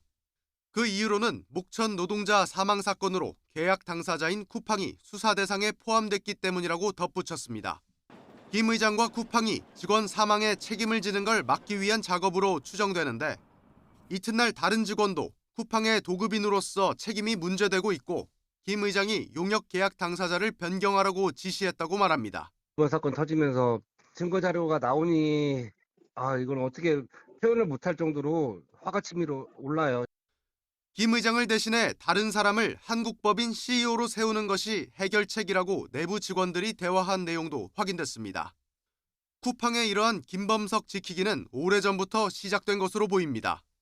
10년 전 작성된 걸로 추정되는 내부 기밀 문서에는 노조 결성 인원을 최소화하고 CEO가 책임지는 사업 범위를 최소화해야 한다는 방침이 담겼습니다. 김 의장이 국회 쿠팡 청문회조차 출석하지 않는 가운데 지난 2020년 사망한 고 장덕준 씨 과로사 은폐 의혹의 전모가 뒤늦게 하나둘 밝혀지며 김 의장은 결국 경찰에 고발됐습니다. 다시는 복준이와 같이 쿠팡에서의 죽음이 왜곡되고 은폐되지 않게 모든 진실을 밝혀주십시오. 쿠팡 측은 이 같은 내부 고발을 진행한 전 개인정보보호 책임자가 회사의 정당한 해임 조치에 대한 불만으로 왜곡된 주장을 하고 있다는 입장을 내놨습니다. YTN 조경원입니다. 노동자 해고를 위한 조직 문화를 구축하고 의도적으로 욕설을 사용하라. 김범석 쿠팡 의장이 핵심 경영진에게 공유했다는 내용입니다. 김 의장이 원했다는 이 같은 쿠팡 사내 문화에 대해 비판의 목소리가 나오고 있습니다. 보도에 이수빈 기자입니다. 지난 2019년 1월 쿠팡의 창업자 김범석 현 INC 의장은 쿠팡 내부 경영진 모임인 쿠팡 리더십팀 직원들에게 메일 한 통을 보냈습니다. 좋은 글이라며 실리콘밸리 투자자가 작성했다는 평시 지도자 대 전시 지도자라는 글을 공유했는데 전시 지도자로서 갖춰야 할 모습으로 언제든 해고할 수 있는 조직 인사 문화를 구축한다. 때로는 의도적으로 욕설을 사용한다. 완전히 무관용적이다. 정상적인 어조로 말하는 경우가 거의 없다. 의견 불일치를 용납하지 않는다는 등 여러 모습을 제시합니다. 무관용의 해고, 의도적 욕설까지 언뜻 봐도 이해하기 힘든 내용인데 쿠팡 내부 승진을 위한 기준에도 이와 비슷한 내용이 반영된 정황이 포착됐습니다. 2020년 3월에 역시 김 의장이 쿠팡 리더십팀을 대상으로 승진을 위한 평가 체계라며 보낸 메일입니다. 잘못된 행동을 참지 않고 공개적으로 처벌해 조직에 강력한 메시지를 전달할 수 있는지 등을 인사의 핵심 요소로 평가하겠다는 내용이 담겼습니다. 지난 2023년 쿠팡 물류센터에서 1년간 일했던 한 직원은 YTN의 이러한 내부 분위기에 대해 증언했습니다. 사원님 꼴찌세요. 일을 하러 오신 거예요? 놀러 오신 거예요? 유독 심한 관리자들은 그냥 수시로 불러요. 돌아간 지 5분 만에 부르고 10분 만에 부르고. 쿠팡 측은 이 같은 내부 고발을 진행한 전 개인정보보호 책임자에 대해 비위행위로 해고된 뒤 쿠팡과 소송 중인 직원의 왜곡된 주장일 뿐이라는 입장을 반복했습니다. YTN 이수빈입니다. 이재명 대통령이 올해 성탄절과 신년을 계기로 한 특별 사면을 단행하지 않을 것으로 보입니다. 정부 고위 관계자는 오늘 YTN에 현재 사면을 준비하지 않고 있다고 밝혔습니다. 특별 사면을 위해서는 법무부가 사면 심사위원회를 열어 대상자들을 추리고 이를 국무회의에서 심의 의결하는 등 보통 한 달여가 걸리는데 이런 절차가 이루어지지 않고 있다는 설명입니다. 앞서 이 대통령은 지난 8월 조국혁신당 대표 등 이 83만여 명에 대해 광복절 특사를 단행했는데 대통령실은 넉 달 만에 또 사면할 필요성이 크지 않다고 판단한 것으로 알려졌습니다. 다만 법무부 관계자는 일정 정도 형기를 채운 수용자들에 대한 가석방은 가능하다고 설명했습니다. 통일부가 북한 이탈 주민 탈북민 호칭을 북향민으로 바꾸는 방안을 조속히 결론지어 추진하겠다고 밝혔습니다. 탈북이라는 단어가 주는 부정적인 어감을 이유로 들었는데 반대하는 의견도 있습니다. 나혜인 기자입니다. 정동영 통일부 장관은 내년 업무 계획을 보고하는 자리에서 북한 이탈 주민 사회 통합 방안의 하나로 탈북민 명칭 변경을 제시했습니다. 당사자들이 탈북민이란 호칭을 싫어한다며 북향민이란 단어를 썼습니다. 북향민으로 명칭을 변경하는 의견을 수렴 중에 있습니다. 탈북민들 전원이 기존 명칭, 탈북자라는 명칭에 대한 강한 거부감을 표시하는 것이 사실입니다. 이재명 대통령과 김민석 국무총리도 호응했습니다. 북향민 중에서 맡겨보시겠다는 취지세요? 북향민 자살이 지금 보니까 10만 명당 숫자가 우리 일반 내국인에 비해서 2배라 그러는데 통일연구원 여론조사 결과를 보면 지난해 탈북민 59%는 호칭 변경에 찬성했습니다. 정 장관 말대로 탈북이란 용어가 부정적 인식을 준다는 응답이 가장 많았습니다. 통일부는 여론조사뿐 아니라 여러 경로로 명칭 변경 필요성을 확인했다며 조속한 시일 안에 결론을 내 추진하겠다고 밝혔습니다. 다만 일부 당사자들은 공개적으로 반발하고 있습니다. 탈북민은 단순히 고향이 북쪽인 사람들이 아니라 북한 정권의 폭정을 피해 목숨을 건 이들이란 겁니다. 탈북이라는 용어는 목숨을 건 자유의지와 인권 그 자체입니다. 그 어떤 말로도 대처할 수 없습니다. 통일부는 앞서 탈북민 호칭 변경 검토를 공론화하며 자체 여론조사를 진행했지만 아직 결과는 공개하지 않고 있습니다. 내부 회의에선 이미 북향민이란 용어를 쓰고 있는 것으로 전해졌는데 공감대를 쌓기 위해 정부 차원에서 먼저 호칭을 바꿔 부르는 방안도 검토하는 것으로 알려졌습니다. YTN9입니다. 트럼프 미국 대통령이 미 해군 전투력을 끌어올릴 이른바 황금 함대 계획을 발표하면서 한국 기업과의 협력을 강조했습니다. 트럼프 이름을 딴 전함 건조 계획을 공개하는 자리에서 조선업체 이름 가운데 유일하게 한화가 언급됐습니다. 권준기 기자입니다. 연말 휴가 중인 트럼프 대통령이 황금 함대 계획을 발표하기 위해 플로리다 자택에서 연 기자회견.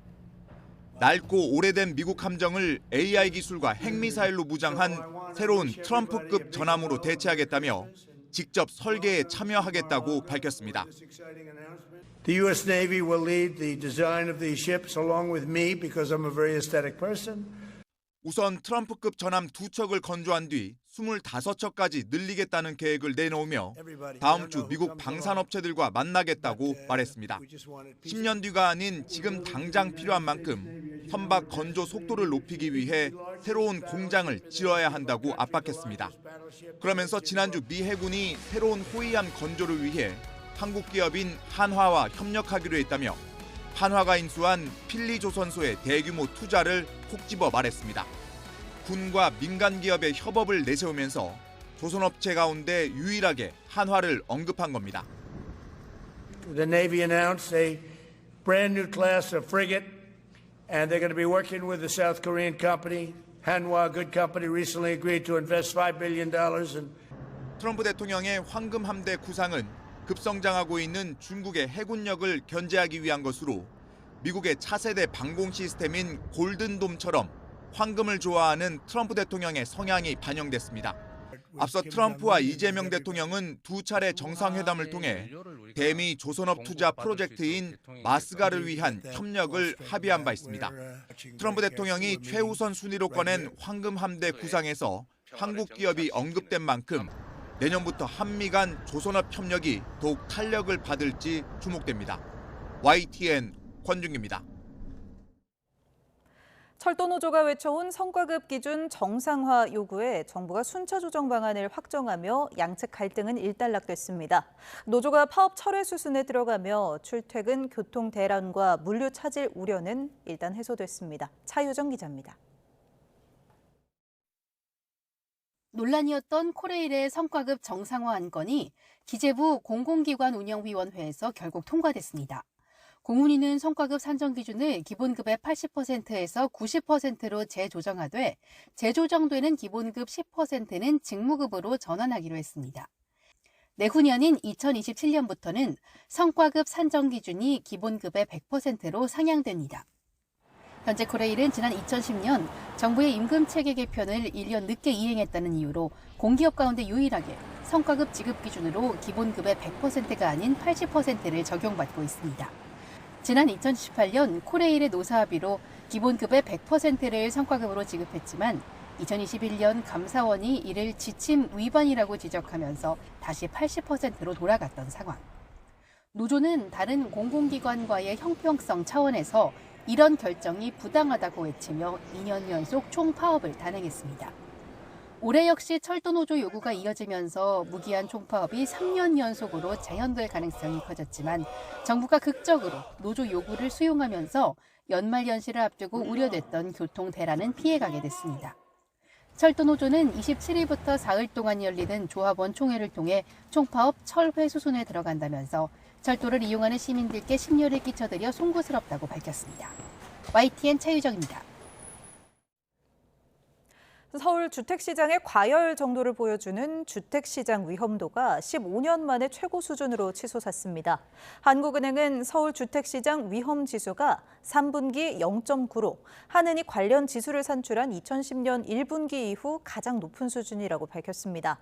한은은 서울 중심의 수도권 주택가격 상승세 지속은 금융 불균형 누증 등의 잠재 위험으로 이어질 수 있다고 경고했습니다. 내년 서울 집값이 4.2% 상승할 거라는 주택산업연구원의 전망이 나왔습니다. 주택산업연구원은 오늘 열린 간담회에서 내년 집값은 수도권이 2.5%, 지방이 0.3% 상승할 것으로 전망하고 서울은 4.2% 오를 걸로 예상했습니다. 연구원은 유동성 증가로 높아진 가격 상승 압력과 미국 기준금리 인하에 따른 대출금리 하락 기조, 지난 4년간 누적된 착공 물량 부족 등을 집값 상승 요인으로 꼽았습니다. 내년 실손의료보험이 평균 8% 가까이 인상됩니다. 손해보험협회는 내년 실손의료보험의 전체 인상률 평균이 약 7.8%로 산출됐다고 밝혔습니다. 1세대 실손보험 인상률은 3%대, 2세대는 5%인 반면 3세대는 16%, 4세대는 20%대로 오릅니다.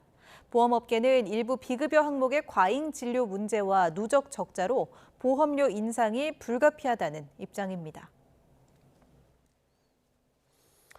주식 차명 거래 의혹을 받는 무소속의 이춘석 의원이 오늘 검찰에 송치됐습니다. 다만 경찰은 일부 핵심 혐의는 불송치했는데 이 의원이 주식 투자 과정에서 직무상 기밀을 이용했다는 단서는 찾지 못했다고 밝혔습니다. 이현정 기자입니다. 경찰이 주식 차명 거래 의혹을 받는 무소속 이춘석 의원을 불구속 상태로 검찰에 넘겼습니다. 먼저 경찰은 이 의원이 다른 사람의 증권계좌 앱이 설치된 휴대전화로 주식 투자를 한 사실을 인정해 전자금융거래법과 금융실명법 위반 혐의를 적용했습니다.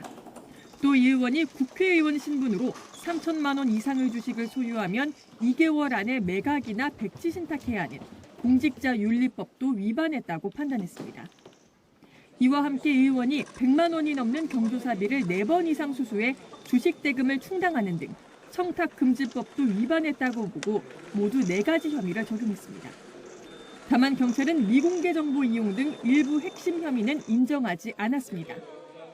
그동안 이 의원은 국정기획위 경제 2분과장으로서 직무상 기밀을 활용해 AI 관련주를 집중적으로 사들였다는 의혹도 받아왔는데 주식 패턴을 분석한 결과 뚜렷한 단서가 없다고 본 겁니다.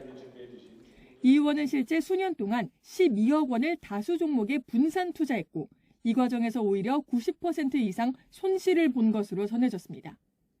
앞서 이춘석 의원은 지난 8월 국회 본회의장에서 차무보좌관 명의 주식 거래창으로 주문을 넣는 모습이 포착되며 경찰 수사를 받아왔습니다. 차명 거래 아니라는 입장은 지금도 같으십니까? 우리를 일으킨 거에 대해서 하여튼 국민들에게 깊이 사죄드리고 경찰은 이춘석 의원에게 계좌를 빌려준 차 보좌관과 차 보좌관의 지시에 따라 증거를 없앤 보좌진 A씨도 함께 검찰에 송치했습니다. 하지만 넉 달 만에 나온 결론이 미공개 정보 이용 등 핵심 혐의에 대한 무혐의 판단인 만큼 봐주기 수사 논란도 피하기 어려울 것으로 보입니다. YTN 이현정입니다. 만취 상태에서 사고를 내고 도주한 운전자가 경찰에 붙잡혔습니다.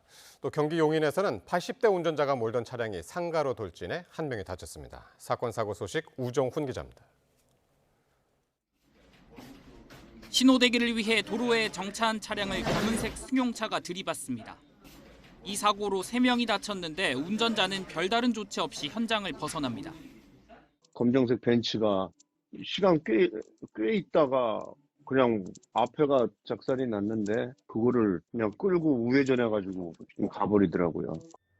운전자는 이후 34km를 도주했고 경찰관 전화를 받고서야 인근 파출소에 자진 출석했습니다. 당시 운전자는 면허 취소 수준의 만취 상태였습니다.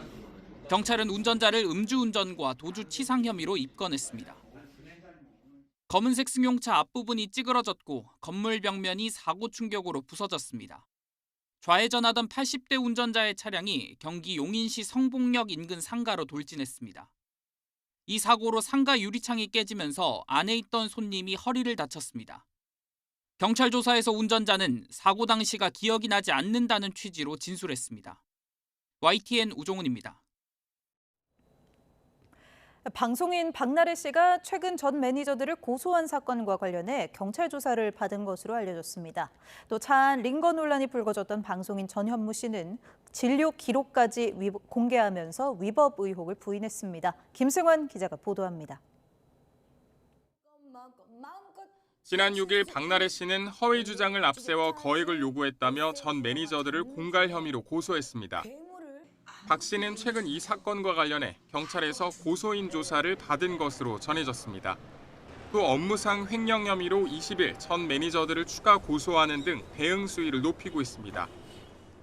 현재 제기된 사안들에 대해서도 사실관계를 차분히 확인해야 할 부분들이 있어 법적 절차를 진행 중에 있습니다. 불법 의료 시술 의혹을 받는 샤이니키, 유튜버 입짧은 해님 등이 줄줄이 방송을 중단한 가운데 올해 KBS 연예대상을 받은 방송인 전현무 씨에게도 논란이 번졌습니다. 과거 차 안에서 링거를 맞던 사진이 방송에 나왔던 게 재조명되면서 전 씨는 2차례나 입장문을 내고 적법한 진료였다고 밝혔습니다.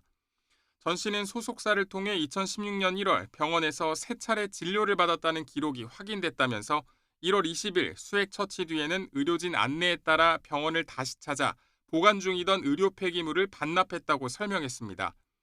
최근 전 씨를 의료법 위반 혐의로 수사해달라는 고발장이 경찰에 접수된 상태입니다. 가수 홍진영 씨도 이른바 주사 이모와 함께 찍은 사진이 유튜브 채널에서 공개된 데 대해 친분이 없다고 선을 긋는 등 논란은 쉽사리 수그러들지 않고 있습니다. YTN 김승환입니다. 배우 신민아와 김우빈의 결혼식에서 주례를 선 법륜 스님이 결혼 당시의 주례사를 공개했습니다. 법륜 스님은 정토의 홈페이지를 통해 과거 김우빈이 건강이 좋지 않아 어려움을 겪었을 때 신민아가 공양미를 머리에 이고 경주 남산을 올라 관세음보살 앞에서 기도했던 일화 등 주례사 내용을 전했습니다.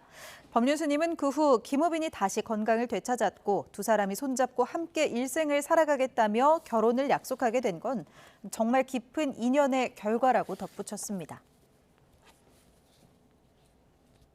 최근 20년 전 출시됐던 LG전자의 한정판 휘센 에어컨 로고가 순금이었다는 소식 전해드렸죠. 이번엔 16년 된 휴대폰에서도 금붙이가 나왔다고 합니다. 화면 보시죠. 이게 뭐예요? 핸드폰에 붙어있던 금장식이에요. 핸드폰? 네. 핸드폰에 이런 게 있었어요? 네, 와. 예전에 스카이랑 조콩이랑 콜라보했을 때 한정판으로 판매했던. 스카이랑 무게는 가볍고. 이 휴대전화는 2009년 출시된 펜텍 스카이 듀퐁 에디션에 붙은 금장식입니다. 휴대폰을 소장한 영상 속 손님은 휴대폰을 교체하며 금 같아 보여서 보관했다고 말했는데요. 금은방을 운영하는 유튜버는 18K 각인과 시약 등으로 이 장식을 감정한 결과 무게는 약 0.27톤으로 분석료를 빼고도 약 15만 원 정도의 가치가 있다고 덧붙였습니다. 누리꾼들은 냉장고에 핸드폰에까지 금이 있다니 옛날이 더 좋았던 것 같다. 이제는 비싸서 볼 수 없는 콜라보다. 또 같은 폰 3대나 창고에 있는데 팔러 가야겠다 같은 재밌는 반응들이 많았습니다. 오래된 서랍 속 여러분의 연말 깜짝 선물이 숨어 있을지도 모르겠네요. 요즘 MZ들이 가장 열광하는 디저트 혹시 들어보셨나요? 두바이가 대세인데요. 지난해 두바이 초콜릿 열풍이 지나자마자 이번엔 여기에 변주를 더한 두바이 쫀득 쿠키가 대세로 자리 잡았습니다. 함께 보시죠. 해외발 인플루언서들이 일으켰던 두바이 초콜릿 열풍에 이어 MZ 대란을 일으키고 있는 이 두바이 쫀득 쿠키. 왜 이름에 두바이가 들어갈까요? 우선 주재료가 두바이 등 중동 지역에서 많이 먹는 얇은 면 종류인 카다이프, 그리고 피스타치오 스프레드가 사용되고요. 쫀득한 식감을 주는 마시멜로우에 찹쌀떡을 더해서 만든 디저트입니다. 쫀득하고 바삭한 식감뿐 아니라 생김새도 인증샷에 최적화돼 열풍을 더한다는 분석입니다. 실제로 주간 검색량을 살펴봤더니 식품 분야의 두바이 쫀득 쿠키, 그리고 이 쿠키의 재료인 피스타치오, 카다이프 등이 12월 내내 상위권을 차지하고 있죠. 또 SNS에만 둘러봐도 여기저기 파는 곳, 만드는 법, 더 맛있게 먹는 법을 소개하는 각종 영상들이 넘쳐나는 걸 확인할 수 있었습니다. 그런데 이 작은 디저트 하나에 가격도 상당합니다. 개당 5,000원부터 10,000원을 넘기는 곳도 있는데요. 핵심 재료가 대부분 수입산인데다 고환율 부담까지 겹쳤기 때문입니다. 하지만 희소성을 즐기고 SNS에 인증하려는 MZ세대들의 심리에 없어서 못 파는 품절 대란이 이어지고 있고요. 이렇게 실제 주 재료들의 수입량은 많게는 3배에서 12배까지 늘었습니다. 불경기라는 요즘, MZ세대가 이런 작은 디저트에 기꺼이 지갑을 여는 모습, 기성세대들은 낯설기도 하죠. 일상에 활력을 불어넣은 작은 사치를 찾는 심리라는 분석부터 또 특정 유명인이나 인플루언서, 콘텐츠를 추종해서 구매한다는 새로운 용어, 디토 소비라는 분석도 있습니다.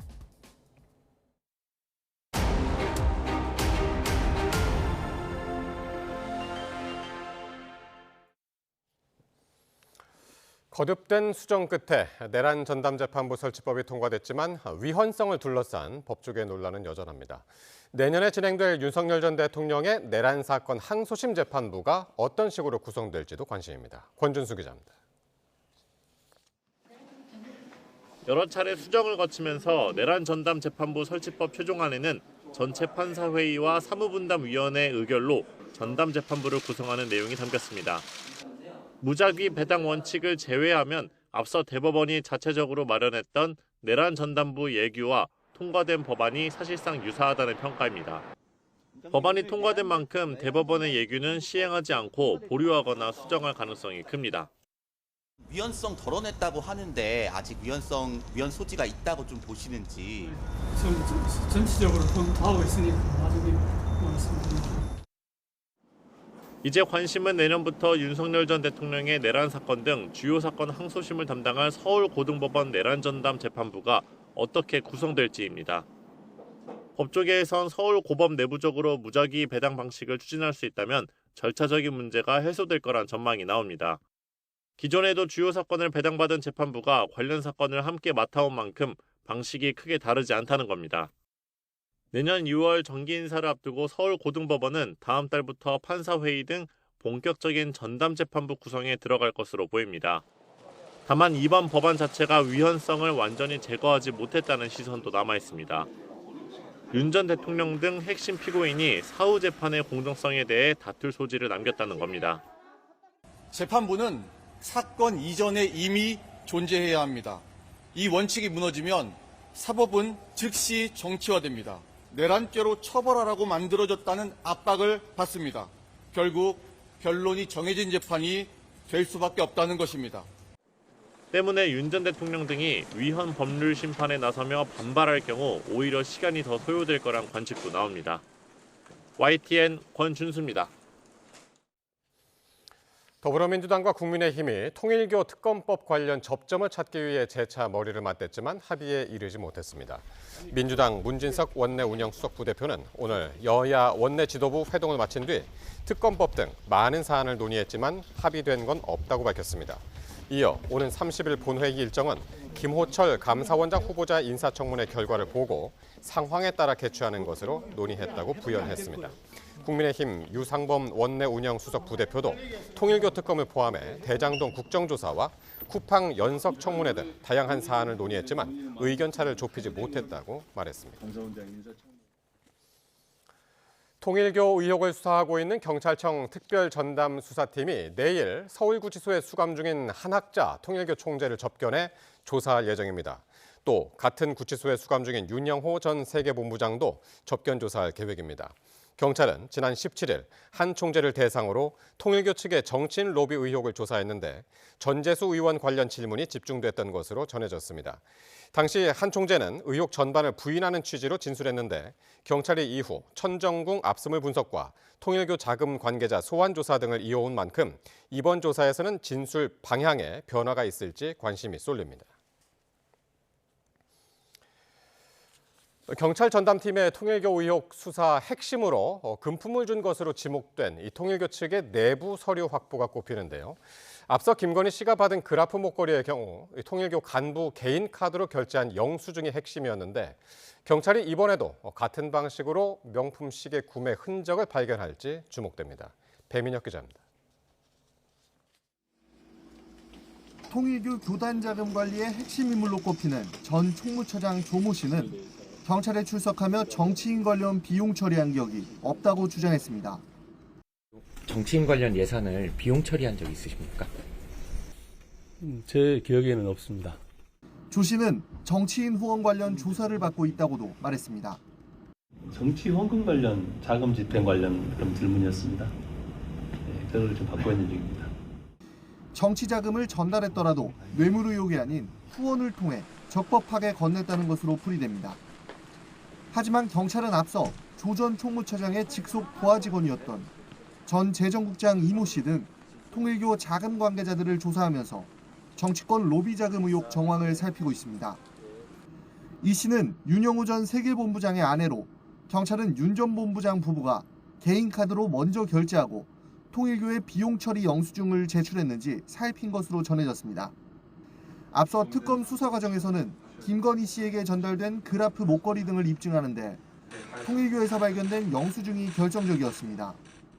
윤 전 본부장이 개인 자금으로 물품을 구매한 뒤 재정국장 아내 이 씨를 통해 교단 회계로 비용 처리했다는 건데 영수증과 함께 내부 기한서도 발견된 것으로 알려졌습니다.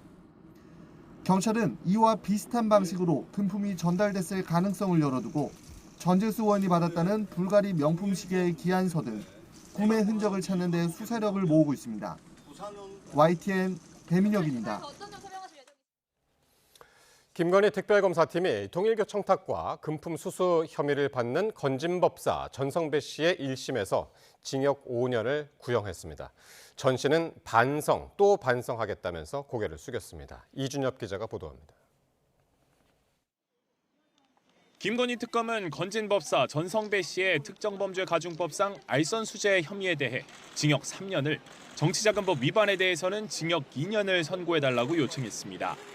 또 특검이 확보한 샤넬 가방 등은 몰수하고 2억 8,070만여 원의 추징금도 부과해달라고 덧붙였습니다.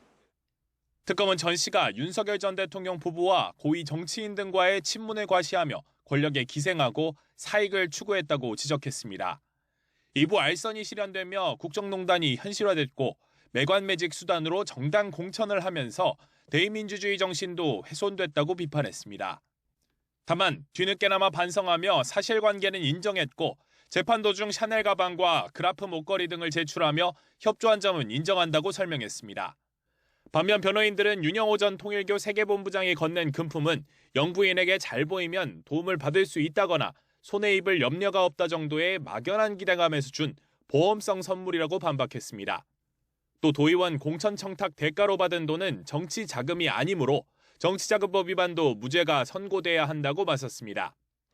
마지막으로 발언할 기회를 얻은 전 씨는 자신의 어리석음으로 인해 사회 물의를 일으켜 진심으로 반성한다며 반성하고 또 반성하겠다고 고개를 숙였습니다.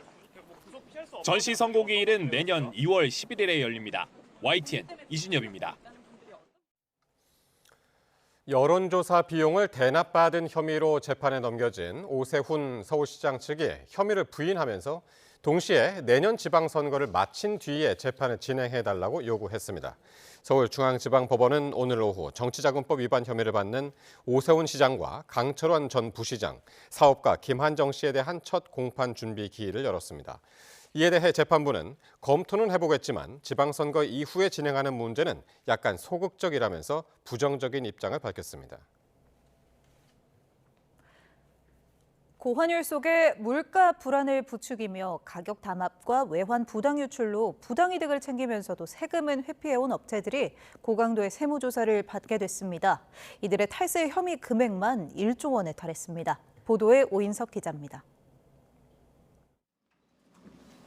국세청 세무조사의 칼날이 물가와 환율을 부추기며 불공정 행위를 일삼아온 31개 업체를 정조준했습니다. 가격 담합과 외환 부당 유출 등으로 민생 경제를 어렵게 만들면서 세금은 회피하고 부당한 이득을 챙긴 업체들입니다.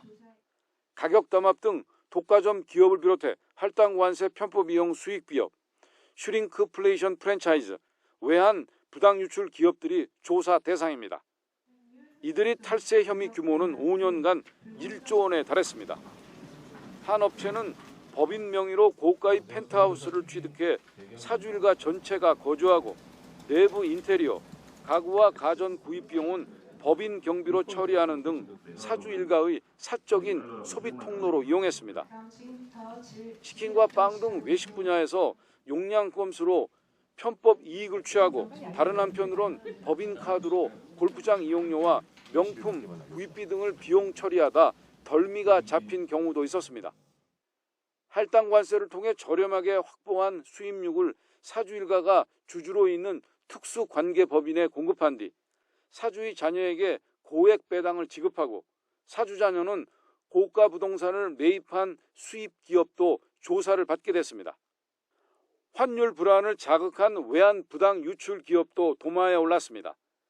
특허 기술 사용료를 실제보다 훨씬 낮게 받아 1,500억 상당의 외화 자금이 국내로 들어오지 않게 하고 기업 공개 내부 정보를 제공받아 수십억 원의 시세 차익을 얻은 사주 일가도 탈세 혐의가 포착됐습니다.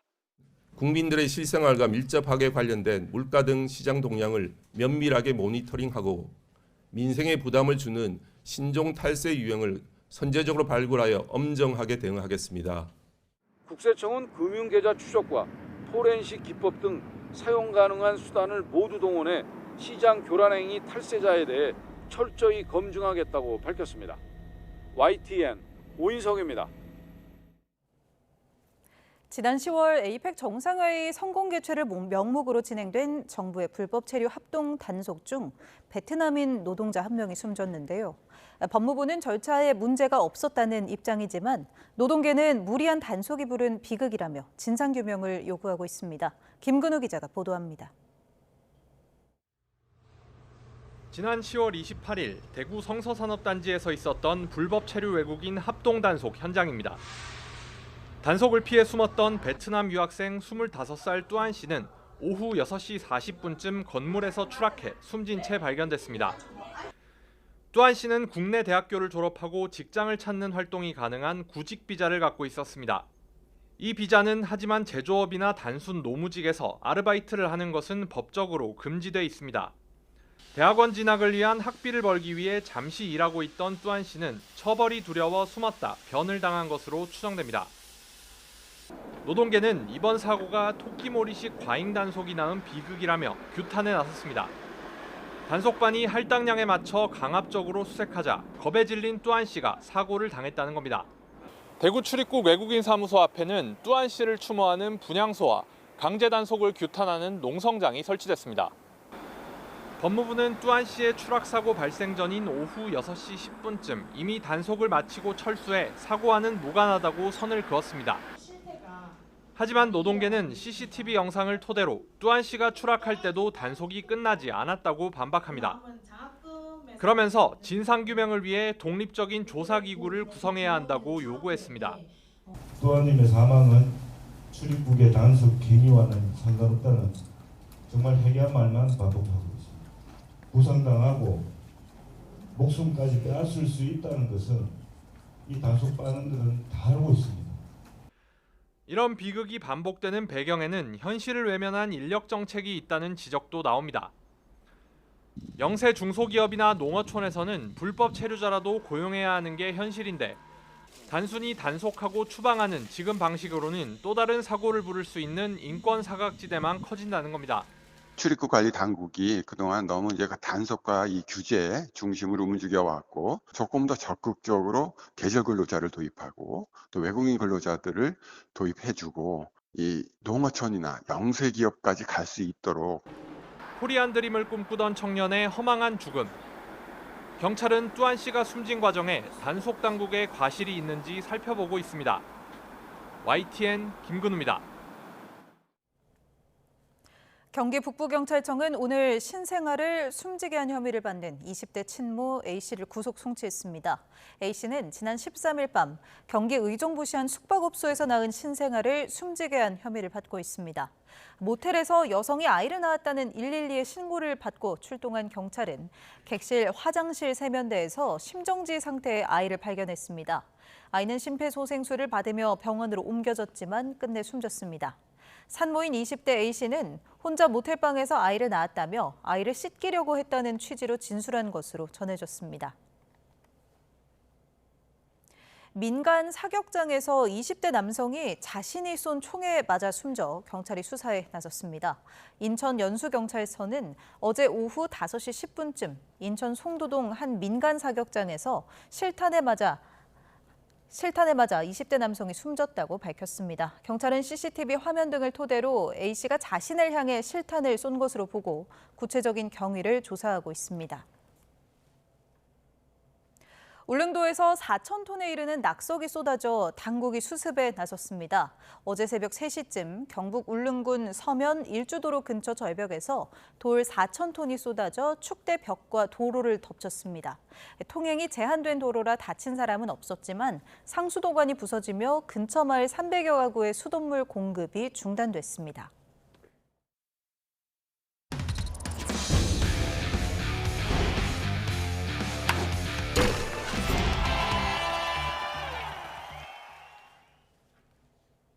미국 프로무대에 도전했던 송성문이 샌디에이고와 정식으로 4년 계약을 맺고 돌아왔습니다. 샌디에이고라는 명문 구단에서 뛸 수 있어 영광이라며 100점짜리 계약이라고 만족했습니다. 보도에 이대건 기자입니다. 빅리거의 꿈을 이룬 송성문이 한국으로 돌아왔습니다. 4년에 1,500만 달러, 우리 돈 222억 원이란 샌디에이고와의 계약 내용에 대해 큰 만족감을 드러냈습니다. 또 샌디에이고라는 그런 명문 구단과 함께 할 수 있다는 점, 그런 점이 저에게는 정말 야구 인생에서 굉장히 영광스러운 부분이라고 생각합니다. 점수요? 100점이라고 얘기하겠습니다. 국내 무대에서 지난해부터 타율 3할대, 장타율 5할대로 급성장한 송성문이 샌디에이고를 선택한 이유를 이렇게 밝혔습니다. 샌디에이고에서 정말 계약 조건을 봐도 좀 저에게 굉장히 배려를 많이 해주신 부분도 있고, 또 계속 지속적으로 이렇게 관심도 많이 가져주시고, 메이저리그 로스터에 이름을 먼저 올려야 하고 그 다음 많은 경기를 뛰고 싶다는 현실적인 목표도 제시했습니다. 다만 3루수로 골든글로브까지 수상한 송성문이지만 샌디에이고에선 포지션 경쟁이 불가피합니다. 현지에서도 2루수나 지명타자로 기용될 거란 전망도 나옵니다. 때문에 어느 팀을 가든 경쟁을 해야 하는 건 당연한 거고, 또 한국에서도 마찬가지고 미국에서도 마찬가지고 모든 좋은 선수들이 많기 때문에 만나고 싶은 팀 동료로 3루수 매니 마차도를 꼽았고, 상대해보고 싶은 투수로 올 시즌 내셔널리그 사이 영상 수상자인 피츠버그의 폴 스킨스를 선택했습니다. WBC 대표팀 합류에 대해선 구단의 허락을 받아야 할 문제라며 조심스러운 입장을 전했습니다.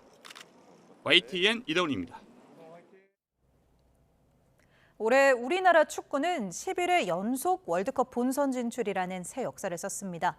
손흥민과 이강인, 김민재까지 역대 최고 전력이라는 평가가 나오지만 멀어져가는 팬들의 관심은 되돌리지 못한 한 해를 마무리했습니다.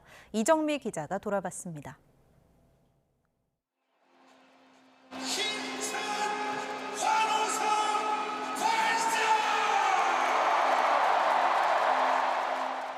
지난 6월 16년 만에 예선 무패로 축구대표팀이 월드컵 본선행을 확정지었습니다. 11회 연속 진출입니다.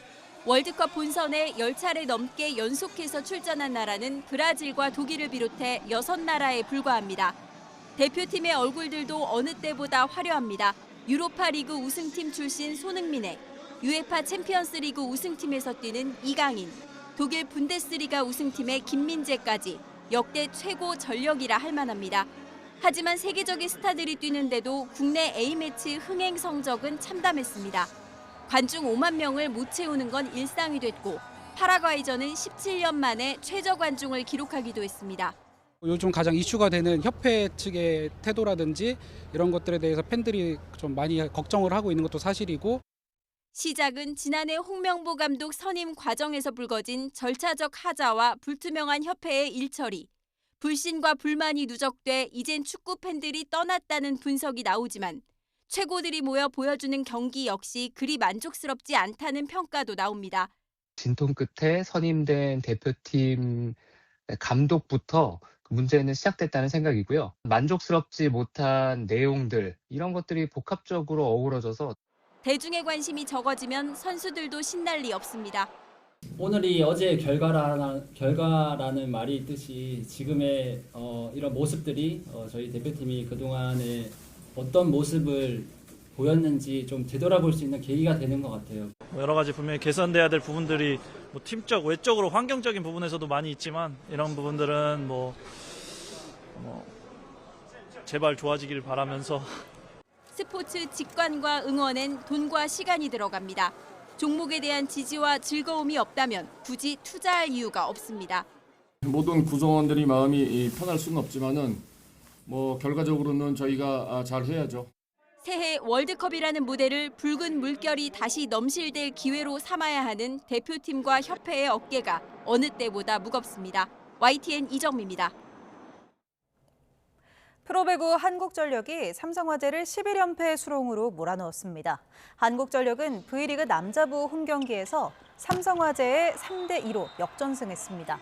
한국전력은 첫 세트와 세 번째 세트를 삼성화재에 내줬지만 막판 집중력을 잃지 않고 경기를 풀어간 끝에 세트 스코어 3대2로 승리했습니다. 삼성화재는 마지막 세트에서 5점을 따라붙으며 듀스를 만들어 연패 탈출 기대를 갖게 했지만 결국 무릎을 꿇고 11연패에 빠졌습니다. 서울 장충체육관에서 열린 여자부 경기에선 선두 한국도로공사가 GS칼텍스의 두 세트를 먼저 내주고도 내리 세 세트를 따내며 역전승을 거뒀습니다.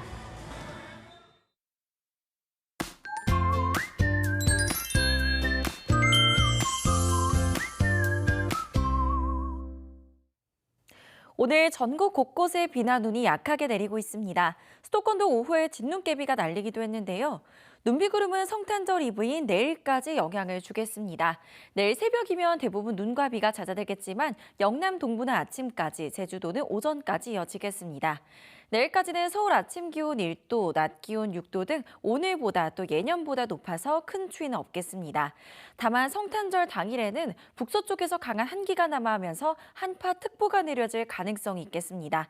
서울 아침 기온은 영하 3도, 체감온도는 영하 6도까지 뚝 떨어지겠고요. 한낮에는 체감온도가 영하 7도로 아침보다 체감추위가 더 심하겠습니다. 우선 내일까지 예상되는 비의 양은 대부분 지역에 5에서 20mm가 되겠고요. 강원 중북부는 최고 7cm, 경기 북부 내륙은 최고 5cm의 눈이 쌓이겠습니다. 밤사이 기온이 떨어지면서 내린 비가 얼어붙어 도로에 빙판이나 살얼음이 만들어질 수 있겠고요. 내일 오후부터 모레 사이 동해안에는 너울성 파도가 높게 일겠습니다.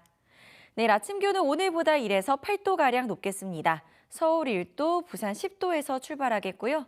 낮 기온은 오늘과 비슷하거나 조금 높겠습니다. 서울 6도, 대구 10도가 예상됩니다. 성탄절 오후부터 서해안과 제주도에 비나 눈이 내리겠고요. 성탄절 한파는 금요일에 절정에 달하겠습니다. 금요일 서울 아침 기온이 영하 12도, 체감온도는 무려 영하 18도까지 곤두박질 치면서 올겨울 들어서 가장 춥겠고요. 주말 낮부터 차츰 추위가 누그러질 전망입니다. 날씨였습니다. 화요일 뉴스나이트 마칩니다. 시청해주신 여러분 고맙습니다.